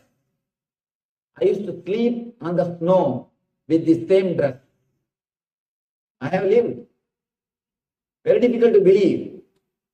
But all you need to do is stop resisting. That's all. It is very difficult to believe, but you can do.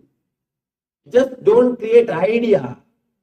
The moment you feel the cool breeze, don't create an idea. Cold, I may catch cold, I may have wheezing, I may have sinus, I may have asthma. Don't create big terms.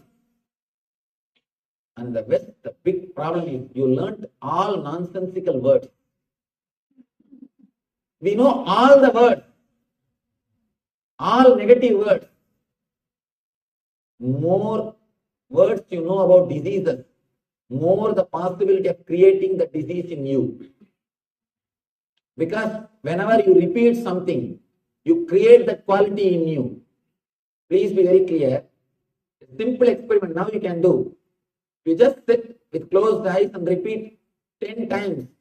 Shanti, Shanti, Shanti.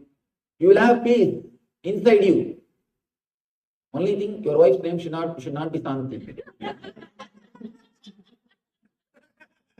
You just repeat that word, Shanti, for 10 minutes and 10 times.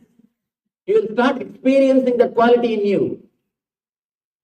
That quality will start happening in you. If you repeat the names of diseases, please be very clear, you will start creating the same diseases in you. There's a recent research, beautiful research. I went to the API convention, the American Association of Physicians of Indian Origin. They gave me a big, their research work, beautiful book. I read few researches. One research says, the medical college, they did this research, medical colleges. If a particular disease, if the lessons are going on about the particular disease, for example, knee pain, more than 40% of the students get that pain. I don't know how you will understand this. More than 40%. Because continuously you are thinking about the symptom. And one more big problem. Whenever you hear any disease, any symptom, first thing you will do is you will compare with yourself. Do I have that? You will compare with yourself. You will see, do you have that symptom? Continuously, because they are meditating on that symptom, 40% of the students express the same symptoms in their life. If the lesson goes to the next disease, they express that symptom. Whatever you think, you express. If you are continuously thinking the wrong things, your senses will be created in the same way. Only one thing you need to do, just work on the mind. Just liberate the mind. Just purify the mind. Your whole system will be purified. Your whole senses will be reconstructed. Krishna gives a beautiful technique also to work on the mind. To work on the mind. Krishna says one more thing. Honor and dishonor will also be the same. This is very difficult. Cold and heat can be the same. You can even accept that. But honor and dishonor, very difficult. and it's simply impossible. One word is enough to make us mad. One word, single word thrown on us is enough to make us mad. Because somebody asked me actually, Swamiji, why do we bother so much about others' opinion? You bother about others' opinion so much because you don't know about yourself. You know about yourself only through others' words, others' opinions. You understand about yourself only from others. If everybody says you are beautiful, you get that record, you get that certificate. If everybody says you are intelligent, you get that certificate. If everybody says you are great, you get that certificate. If everybody says you are very smart, you get that certificate. Collecting all these certificates, with those certificates you build your personality.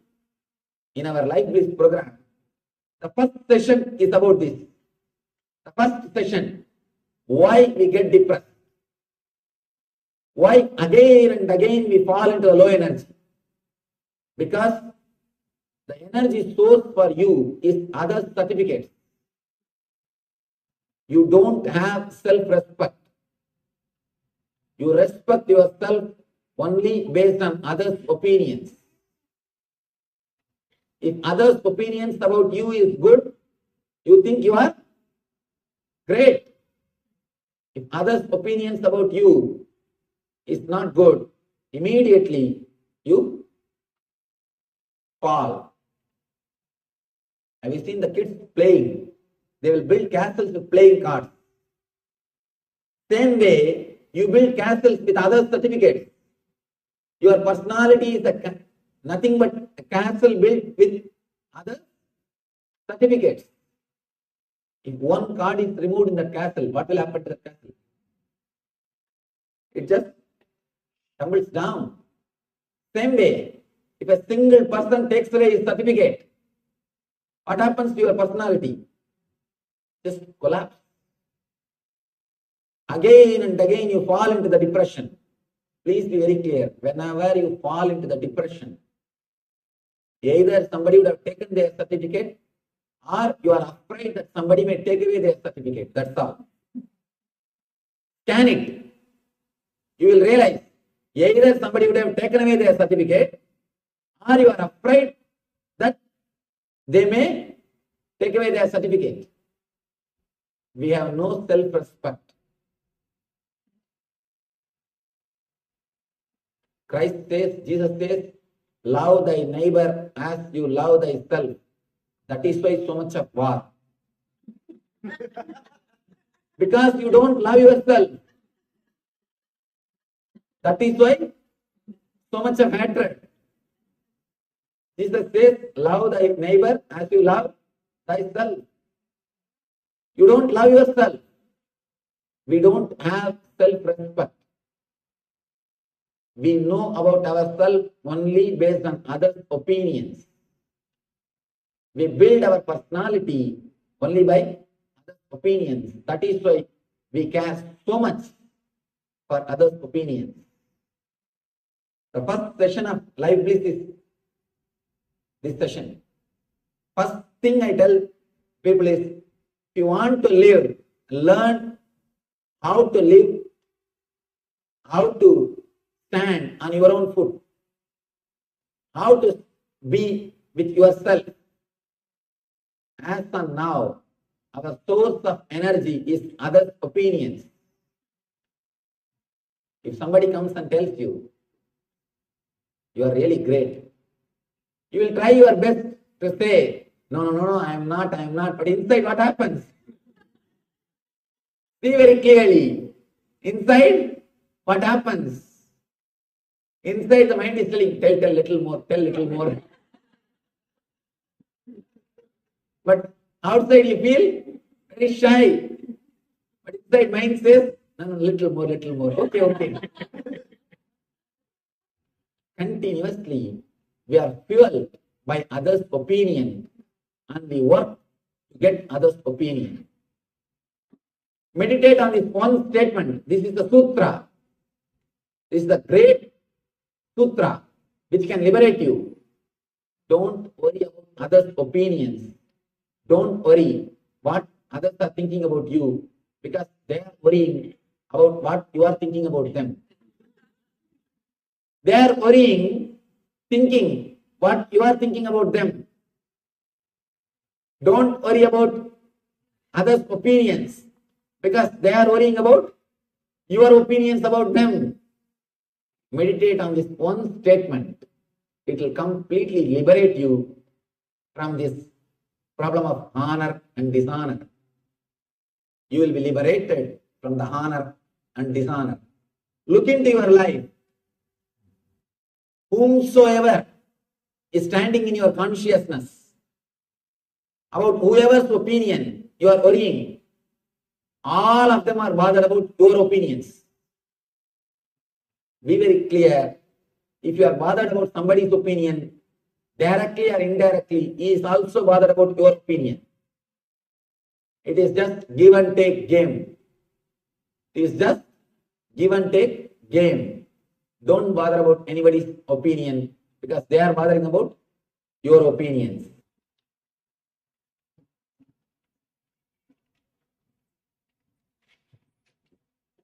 The next sloka, Krishna says, a person whose mind is contented because of the spiritual knowledge, who has subdued his senses, and to whom stone and gold are same, and who is satisfied with what he is having, is said to be established in self-realization and is called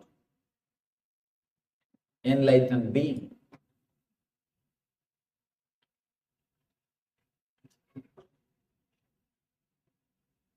First, we should understand why Krishna is speaking all these qualities of the Master. Why he is explaining all these qualities?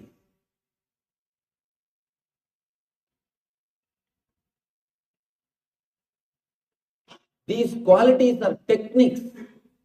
If you practice them, you will reach the same state. The other day I was telling, enlightened man's words are mantras,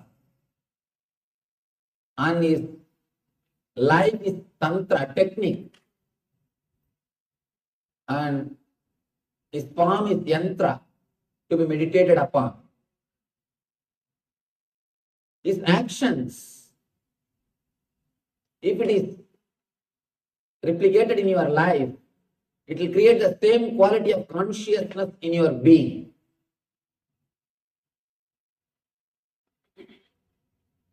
For example, if you listen to the music which comes from heart, the traditional music, Indian music, Carnatic Sangeeta, Carnatic music and all those things, you will have the same experience. If you listen to the music which comes from Mooladhara, which comes from sex, you will have that same mood. If you meditate on some expression, you will have the same experience. Experience leads to expression. Expression leads to experience. That's a beautiful story. This is again a research report.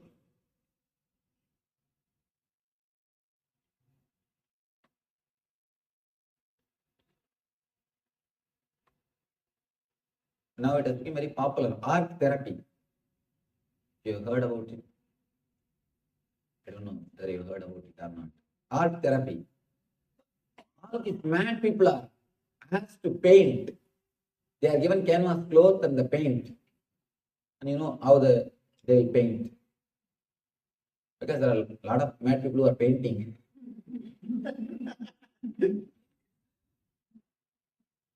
And they just roll on that cloth and do whatever they want.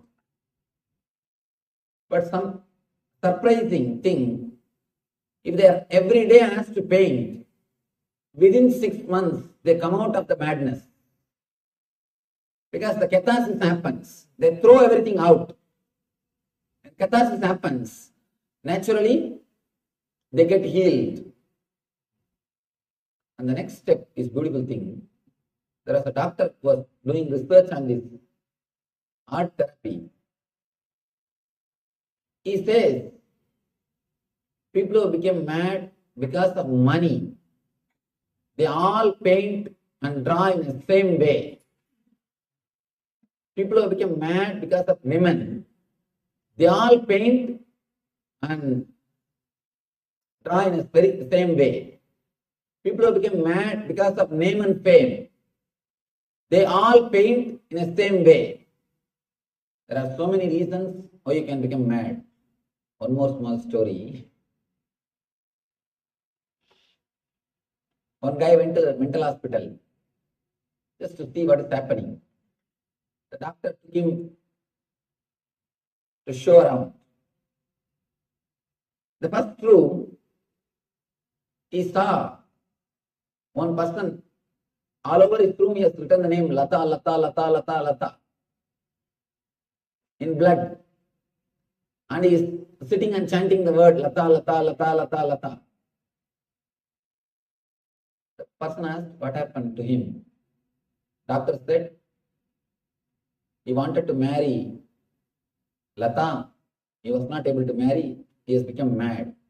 That is why he is continuously repeating her name, and he is here. He goes around, he shows different kind of people. One person is just swimming on the floor. Another one is hanging in the ceiling. Another one is walking just with his hands. He sees all kinds of people.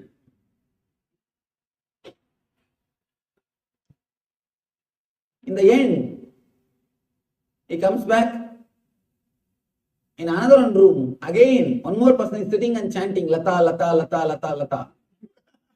In his room, all over the word Lata, Lata, Lata is written. This guy asked, what happened to him? He also wants to marry the same Lata. Doctor said, no, he married. He married the same Lata. There are so many reasons why you can become mad. People who become mad because of money, they all paint in the same way. People who become mad because of women, they all paint in the same way. Because what is there that comes out? They catharsis, they throw away things, what is there inside their unconsciousness. Third thing, which you should understand, important thing, the doctor who was doing research on all these things, he became mad. Three things we need to understand. First, experience only comes out as expression. Second thing, the quality of experience and the quality of expression, both are very closely related, associated. Third thing, very important thing, if you concentrate on the expression, you will reach experience.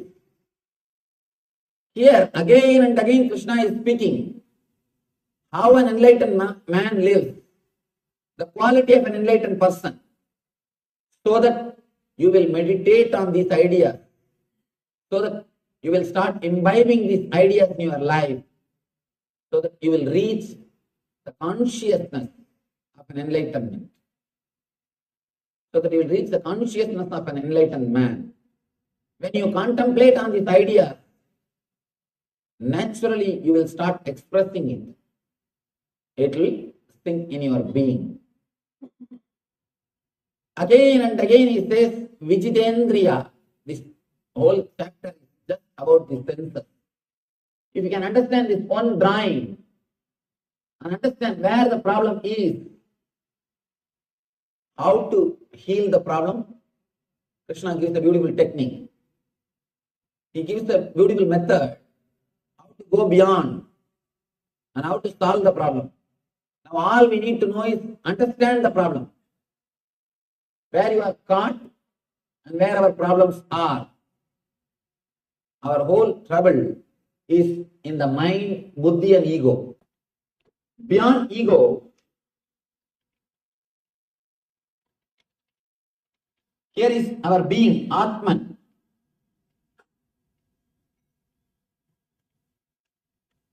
Just the presence of the Atman or the light of the Atman only radiates and makes your ego work.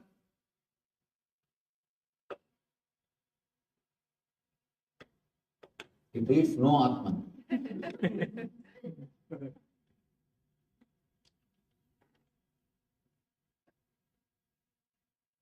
Just by the presence of the Atman, the ego works. The whole trouble is here, where you identify yourself, where you start thinking, what is there for me? How I am related? How I am going to gain from this? How I am going to lose? Here is where the whole trouble starts.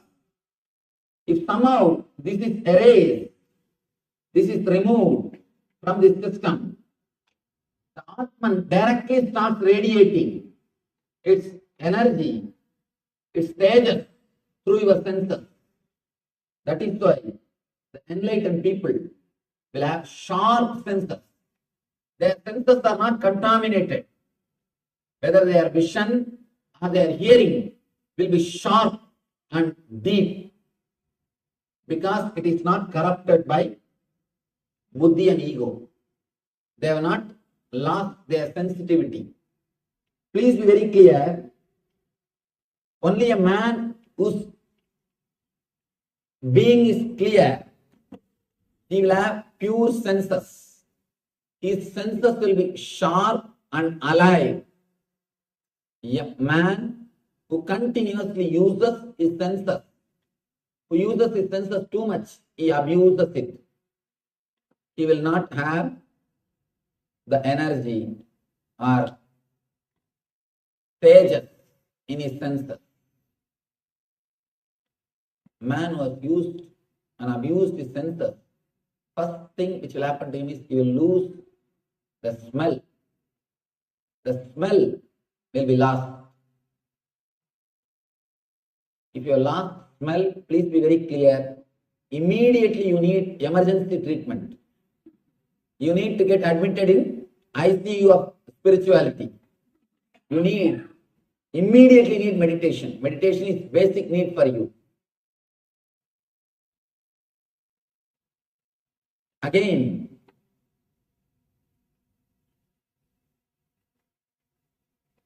Krishna comes out in the next sloka. Suhrun mitra yudasinam adayastat veshtya bandhushu sadhushva vichapaveshu samabuddhir visishyate. Suhrun mitra udasina madhyas tatvesh yubapandhushu sadhushva vichapaveshu samabuddhir visishyate. Person is considered still further advanced when he regards honest well-wishers, affectionate benefactors, the neutral mediators, the envious, the friends and enemies, the pious and the sinners, with all with an equal mind. This happens really when you become enlightened. When you become enlightened, there is nothing to be achieved. There is nothing to be gained. Automatically, your being starts respecting everybody. Please be very clear. Here they use the word equal, but the exact translation should be unique. You will not treat everybody equal. You will respect everybody as unique beings. Treating equal is different. Treating them as unique is different. You understand everybody's uniqueness and respect. Treating everybody equal is different. Sometimes when we say the word treat everybody equally, we start disrespecting everybody. We think that is the way I do. Let me disrespect everybody. Instead of raising others, we come down.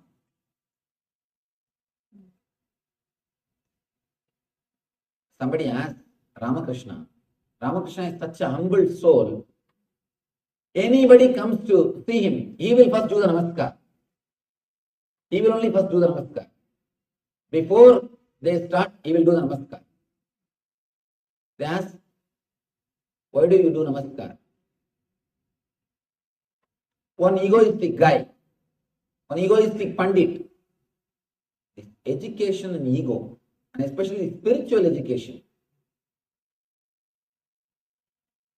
Man who has read all the scriptures and not become enlightened, he will be the being, or I can say, he is the person who is already in hell. He is already in hell because he will have so much of ego. He knows the tricks of the trade. He knows the tricks of the trade, but he doesn't have investment or capital to do the business. He knows the tricks of the trade, but he doesn't have capital to do the business or courage to do the business. He will be a difficult person. One pandit came to meet him. Like this, one pandit who is well read, but who is not enlightened. He comes to see him. He bows down. Ramakrishna, as usual, he pays his respect. The pandit says, after all, he is younger than me. He can do namaskar. He can bow down to me. His ego. And Ramakrishna says, by doing namaskar, I try to bring him to my level. But accepting it in an egoistic way, he tries to bring me to his level. The Pandit is trying to bring Ramakrishna to his level. Ramakrishna is trying to bring him to his level. So be very clear. When we treat equally, we may bring people to our level. Let us not do that. Treat everybody uniquely. Understand, every being is unique. There is no equality. Here we need to understand, every being is unique. When you understand every being is unique, you will start respecting every being. You will understand every being has its own unique place. We are all not same. We are all unique. God is the artist. That is why He carved each one of us. He painted each one of us. He is not engineer. If he is an engineer, he would have just ordered 10,000 piece Mr. India, 1 million Miss Universe, 1 million Miss Universe he would have produced. All of us will be looking same. He is not an engineer to do mass production. He is an artist. He paints every one of us. He carves every one of us. That is why we are all so unique. All of us are so unique because God is a painter. When you understand each one of us are unique, everybody is unique, you will start respecting every being. One more important thing you need to understand. Even your enemy is needed for your life. You would have learned thousands of things from your enemy. Without enemy, you wouldn't have achieved what you have achieved. Even enemy contributes to your life. Please be very clear. When you are in depression, if you remember the enemy, you will come out. And you will start the fight again. Even your enemy contributes to your life. You don't know what all the ways people to contribute to your life. There was a great sannyasi, very famous sannyasi, and highly respected all over the world. Suddenly one day, his close disciple somehow finds an important secret about him. In his room, he has got his ex-wife's photograph. Ex-wife's photograph. This guy somehow sees that and he asks, Master, I thought you were such a great person. I never expected this from you. Why? Why still you are having a photograph in your room? He says, whenever I wanted to leave the sannyas, I just see her photograph. Whenever I wanted to drop sannyas life, I just see her photograph. Immediately, I get my vairagya. So you don't know who are all serving, what all purposes. So be very clear, even your enemy may be playing a role in your being, in your personality, in your growth. You can't say somebody is needed in your life and somebody is not necessary. So just like your friends, your enemy also will be maybe playing a role. When you understand each and every being is unique, you will see everybody with the same mind or in the same way. One more word here, Krishna says, the pious and the sinners. Please be very clear, there is no such thing as sin except calling human beings as sinner. There is no other sin on the planet Earth. There is no such thing as sin. Let me tell you a small story. One monk, sannyas, he was sitting in a forest and meditating. He had a small ashram hut. One night, one man came to the hut and begged, Swami, can you give me little food? Can you allow me to stay here till tomorrow morning? He said, why not? Please come. He gave food and shelter. Next day morning, the man is about to leave. Swami asked, who are you? This guy said, I am a thief. Just yesterday night, I robbed the palace. I tried to escape from the police. I came here and you gave me food and shelter. I thank you. He went away. Immediately, this monk started weeping. Oh God, how big sin I committed. I gave food and shelter for a thief. He started weeping. Please, oh God, save me from this sin. In few minutes, he heard booming voice from the heaven. That voice is also weeping, crying. Monk asks, oh God, why are you weeping? God says, you gave food and shelter for him. One day you are weeping. You committed a sin. I give food and shelter for him 365 days.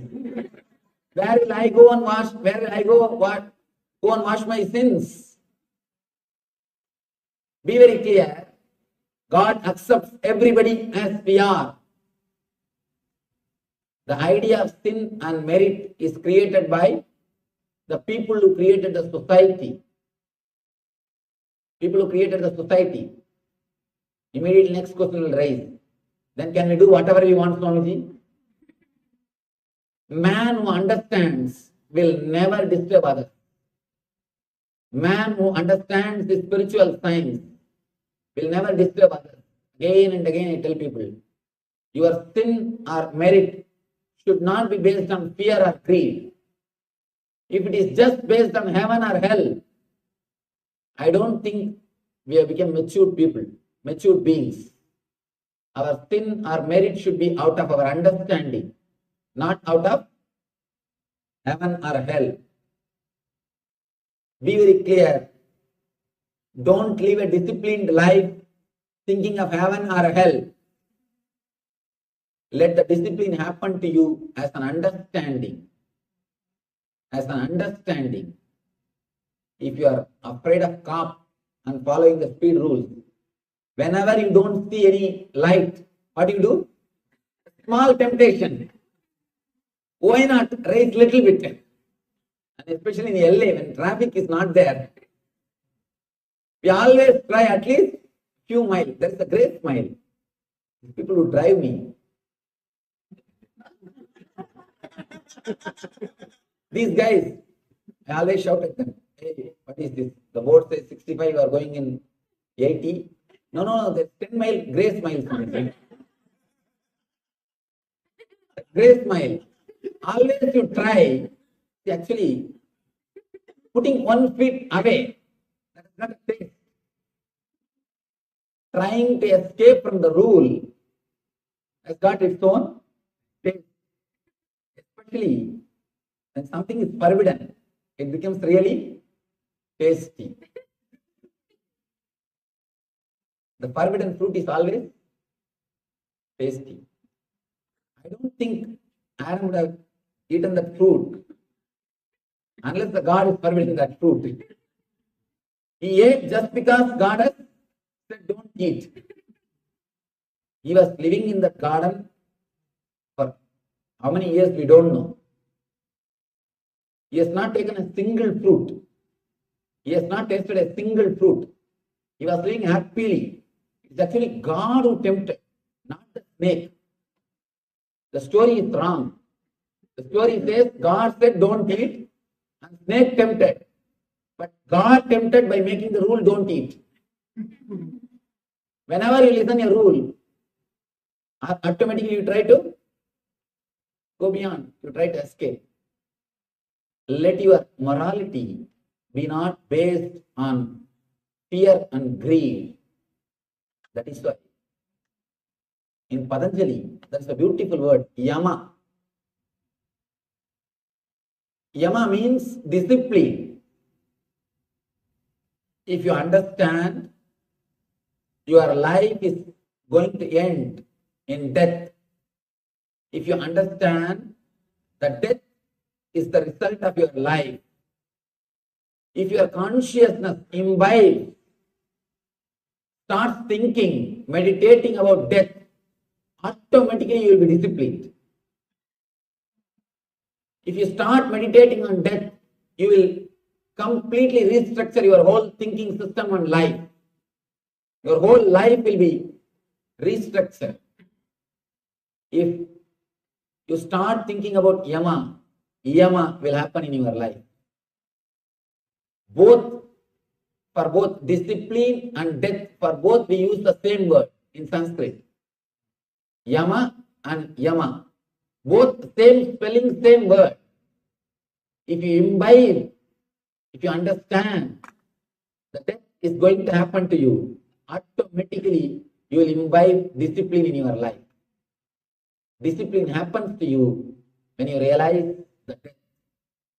When you realize the life is going to end. Let your discipline happen, let your morality happen only out of understanding of death, not out of fear or greed.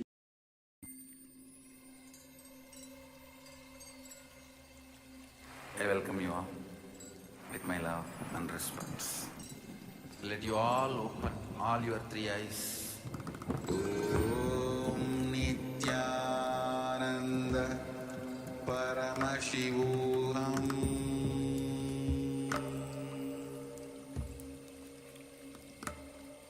Om Nithyananda Paramashivoham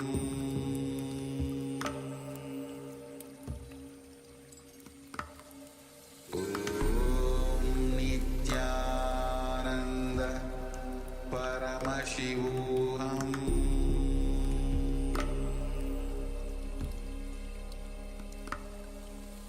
Om Nithyananda Paramashivoham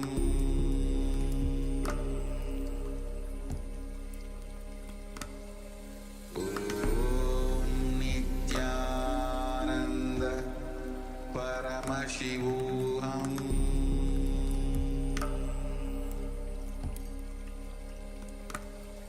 Om Nithyananda Paramashivoham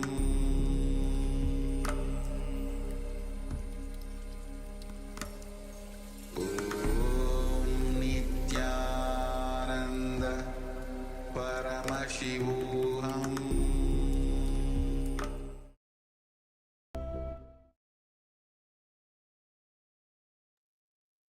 Yes, Nityan Wolfie. So here Swamiji reveals on Yama and Niyama.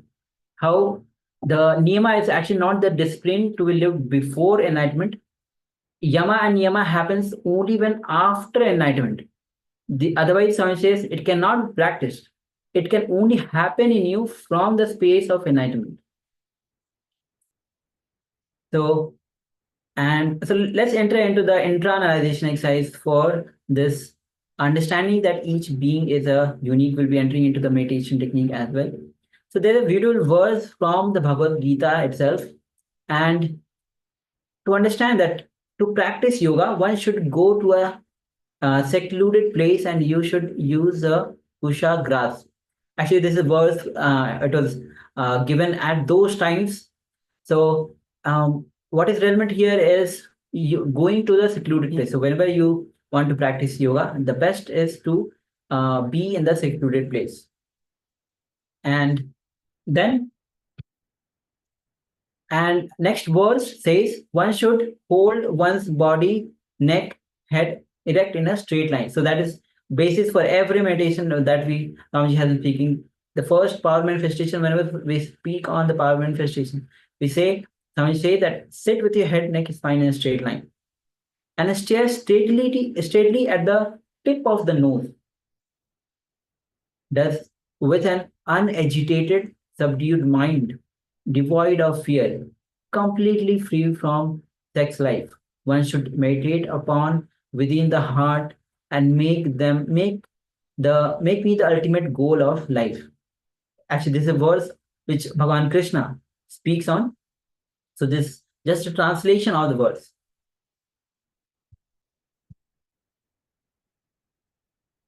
Yes. So a few things that we need to take note from these two verses. First of all, when we say you should go to a secluded place, why?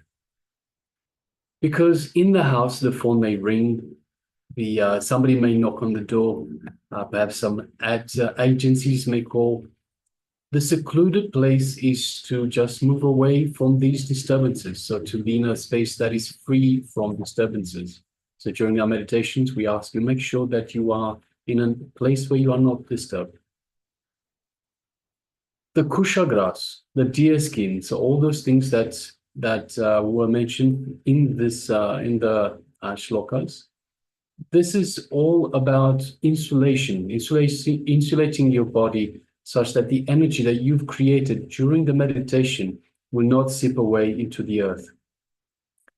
But these days we don't need to worry about that, since most of the time we sit on a chair, we sit a little bit raised from the ground so that the energy will not flow and seep away into the earth. So for now, the seat should just be neither too high, neither too low, just comfortable. So it should be just in a nice, comfortable position. And here Bhagavan Krishna gives 3 instructions and update the technique that he gave before. So sit with your head, neck, spine in a straight line, and you should fix your eyes on the tip of the nose. And if you look at the tip of the nose, naturally your awareness will settle down on your third eye. Just try. Just have a look at the tip of the nose.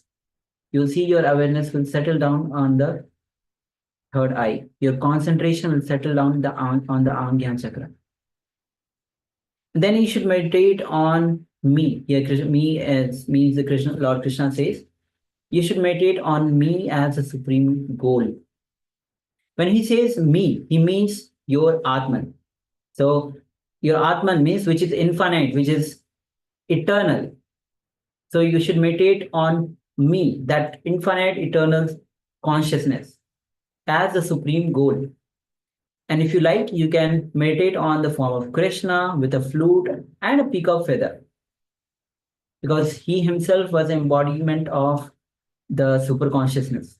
Swamiji. So Swamiji always prescribes to go beyond the form and go into your being. When you enter into your Angya chakra, automatically you will go beyond the form. So that's why when you go look at the tip of the nose, your awareness will settle down on the Angya chakra and you will start meditating in the energy.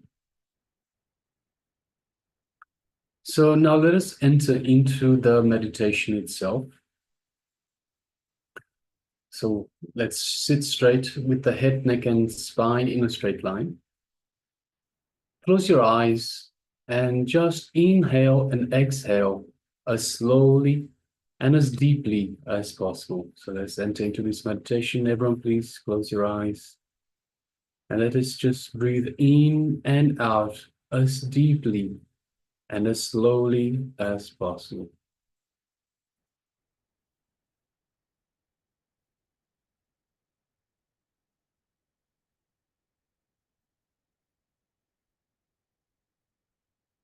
Now slowly bring your awareness to your Anya chakra between your eyebrows, your third eye. Just put your awareness between the two eyebrows.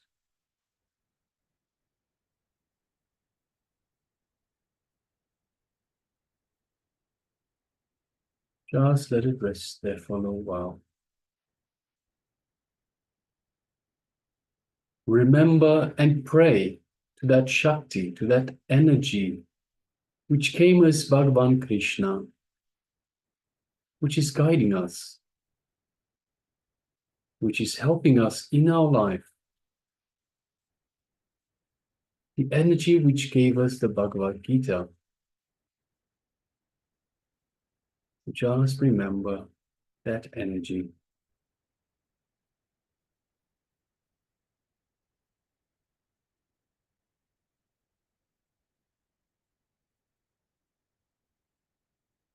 Meditate on the pure light energy. Pure light energy.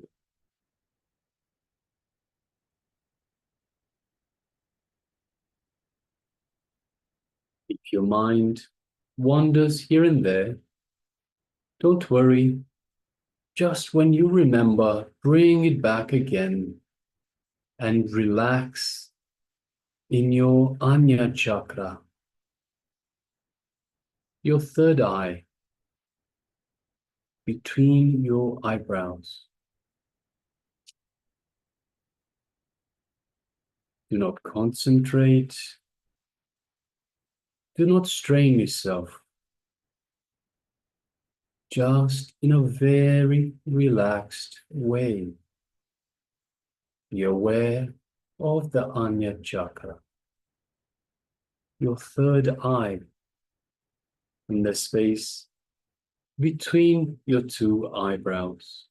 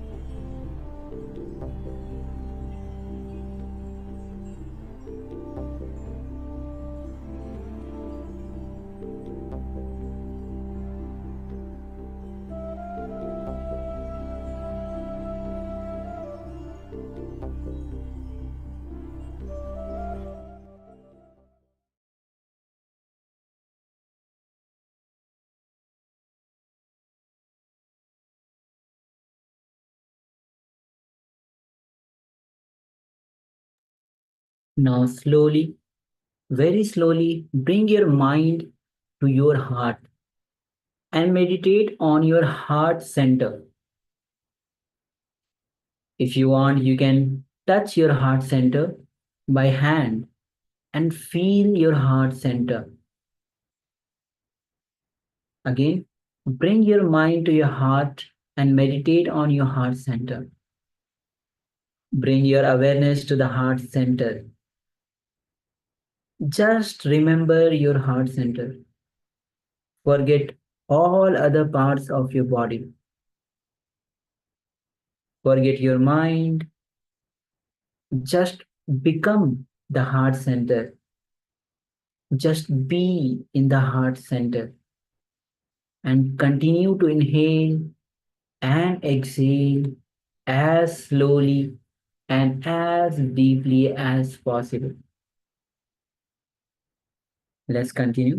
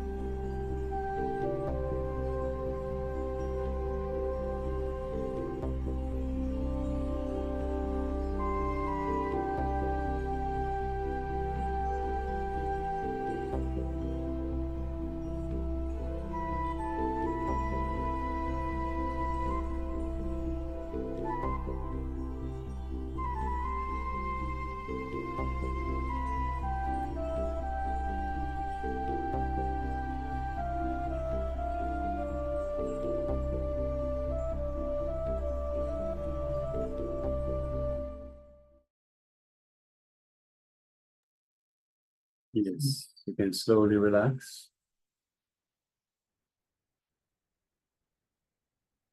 From this meditation.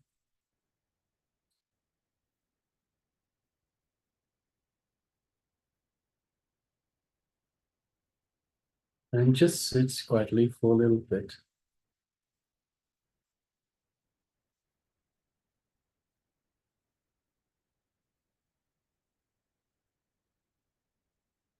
So we'd like to welcome everyone who has joined us recently. So we have Ma Miri that has joined us. Nithyananda Ma, welcome. We have Gitanjali who joined us, Nithyanandam. Nithyananda Ma. We have Aghora Sarupnima, Nithyanandam. Yes, Nithyananda Ma, Agora Swarupini. So yes, welcome. Yes, Ma Miri, Nithyananda Ma.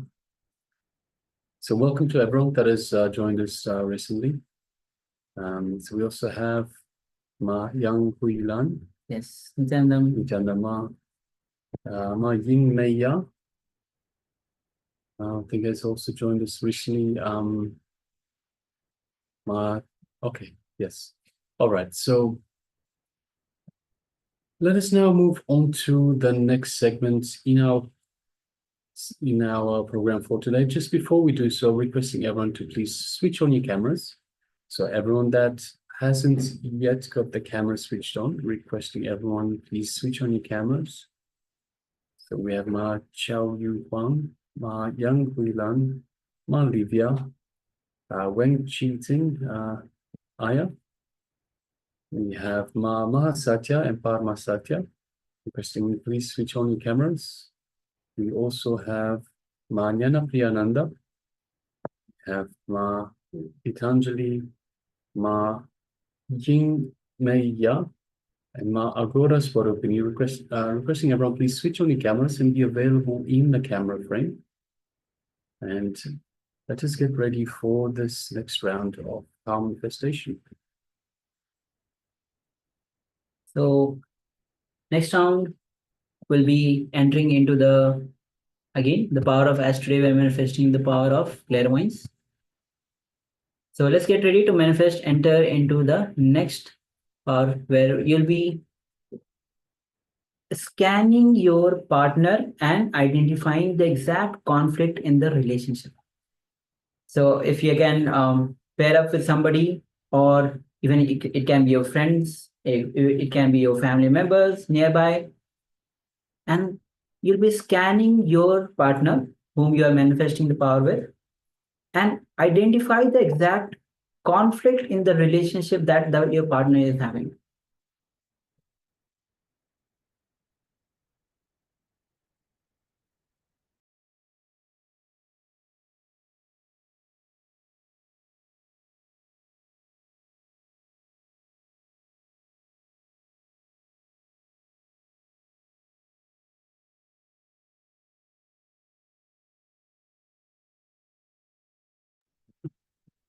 All right, so in this round of power manifestation, so we are pairing up with another person.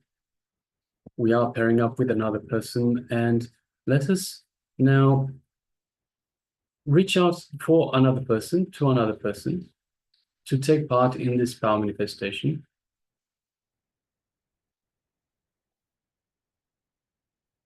And once we have identified the other person, ask them to tell a relationship that they're having an issue with. So a person that they are having a relationship with, that they're having a conflict in that relationship.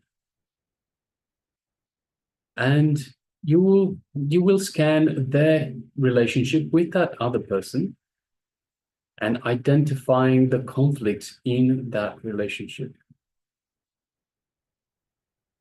So reach out to a partner. Now, if it's not possible to reach out to another person, to a friend, a family member, a partner, then you can just do it for yourself. So you can think of a person that you are having a relationship with, and that you are having a conflict in the relationship, and you can scan for yourself for that particular conflict, to understand, to identify where the conflict is, to identify the details of the conflict. So that's if you cannot reach out to another person. If you can reach out to another person, do reach out. So reach out and ask them to tell you a relationship that they have. So perhaps it's their father, their mother, sister, brother, cousin, friend, partner, whatever that relationship might be. A relationship in which they are having a conflict currently. And you will be scanning this relationship and identifying the conflict that they are having.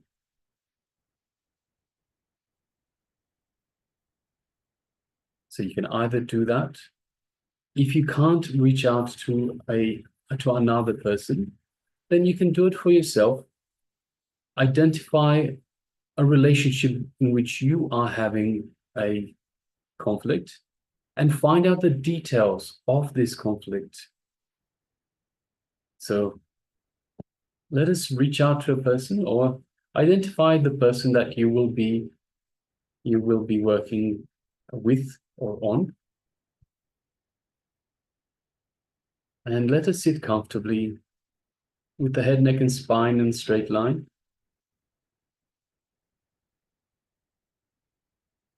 Let us start with a few long, deep breaths in and out. With every breath out, we will be feeling ourselves getting more relaxed, more centered in our being. So let us just follow me. Let us breathe long, deep breath in. Long, deep breath out.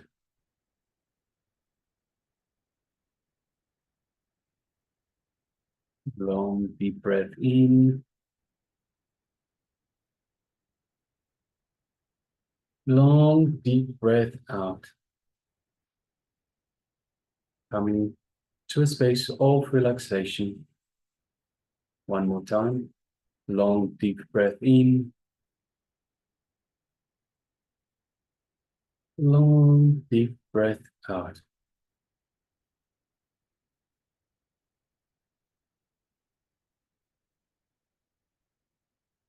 Now let us start by unclutching from any thoughts, any worries, any fears, any emotions. We unclutch from anything the mind throws at us or any emotions by becoming the witness.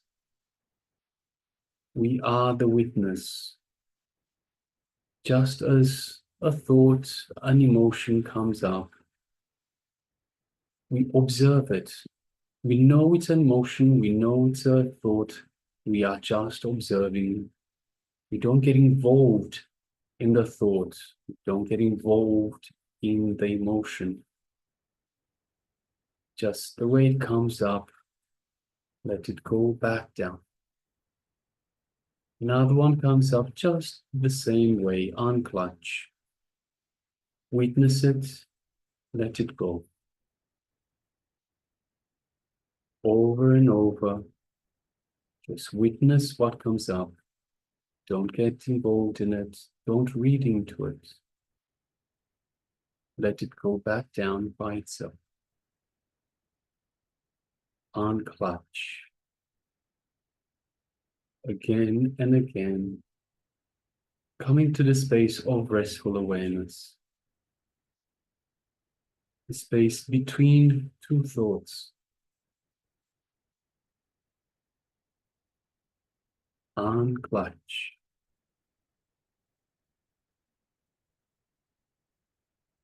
Unclutch.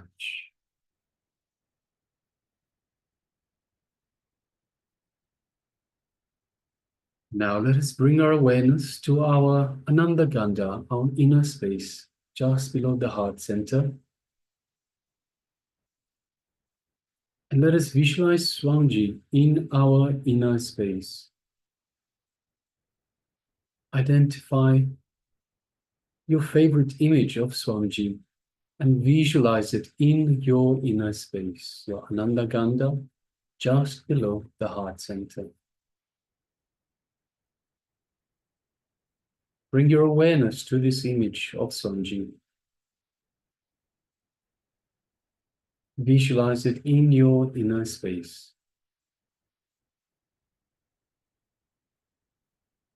And through this awareness, you bring your awareness to your feeling connection to the Master. You feel the love, the compassion, the infinite grace that is radiating, showering on you from the Supreme Pontiff of Hinduism, from the Master, from Swamiji, from inside your inner space.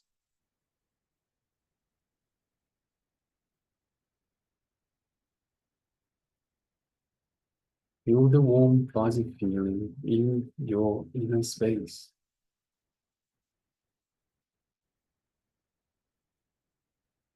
Feel the space of oneness with Swamiji in your inner space.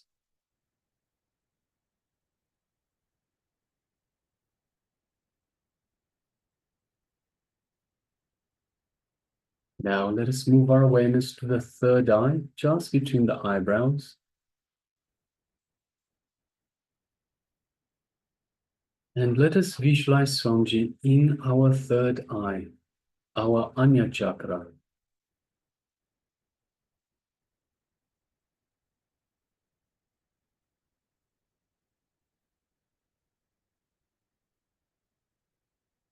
And let us just lightly gaze through our third eye into Swamiji's third eye, Swamiji's Anya chakra.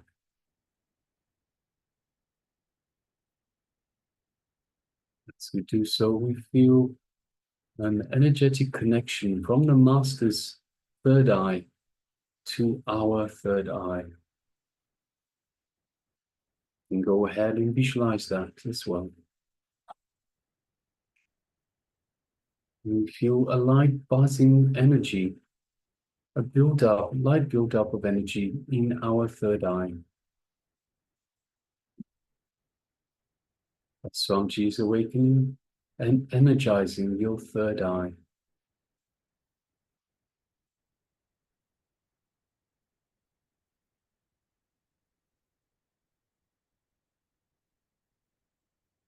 Now let us put our question in the third eye to identify the conflict in the relationship and ask Swamiji to show you this conflict, show you in as much detail as possible, and to show you in a way that you can understand.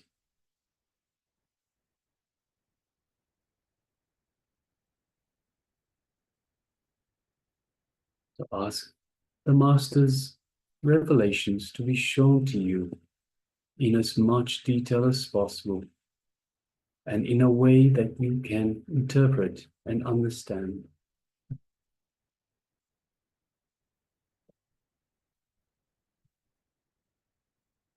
Now let us start chanting the Mahavakya to further connect to the Master. Om Nithyananda Paramashivoham. Om Nithyananda Paramashivoham. Om Nithyananda Paramashivoham. Let's continue chanting this Mahavakya throughout the entire process, the entire power manifestation.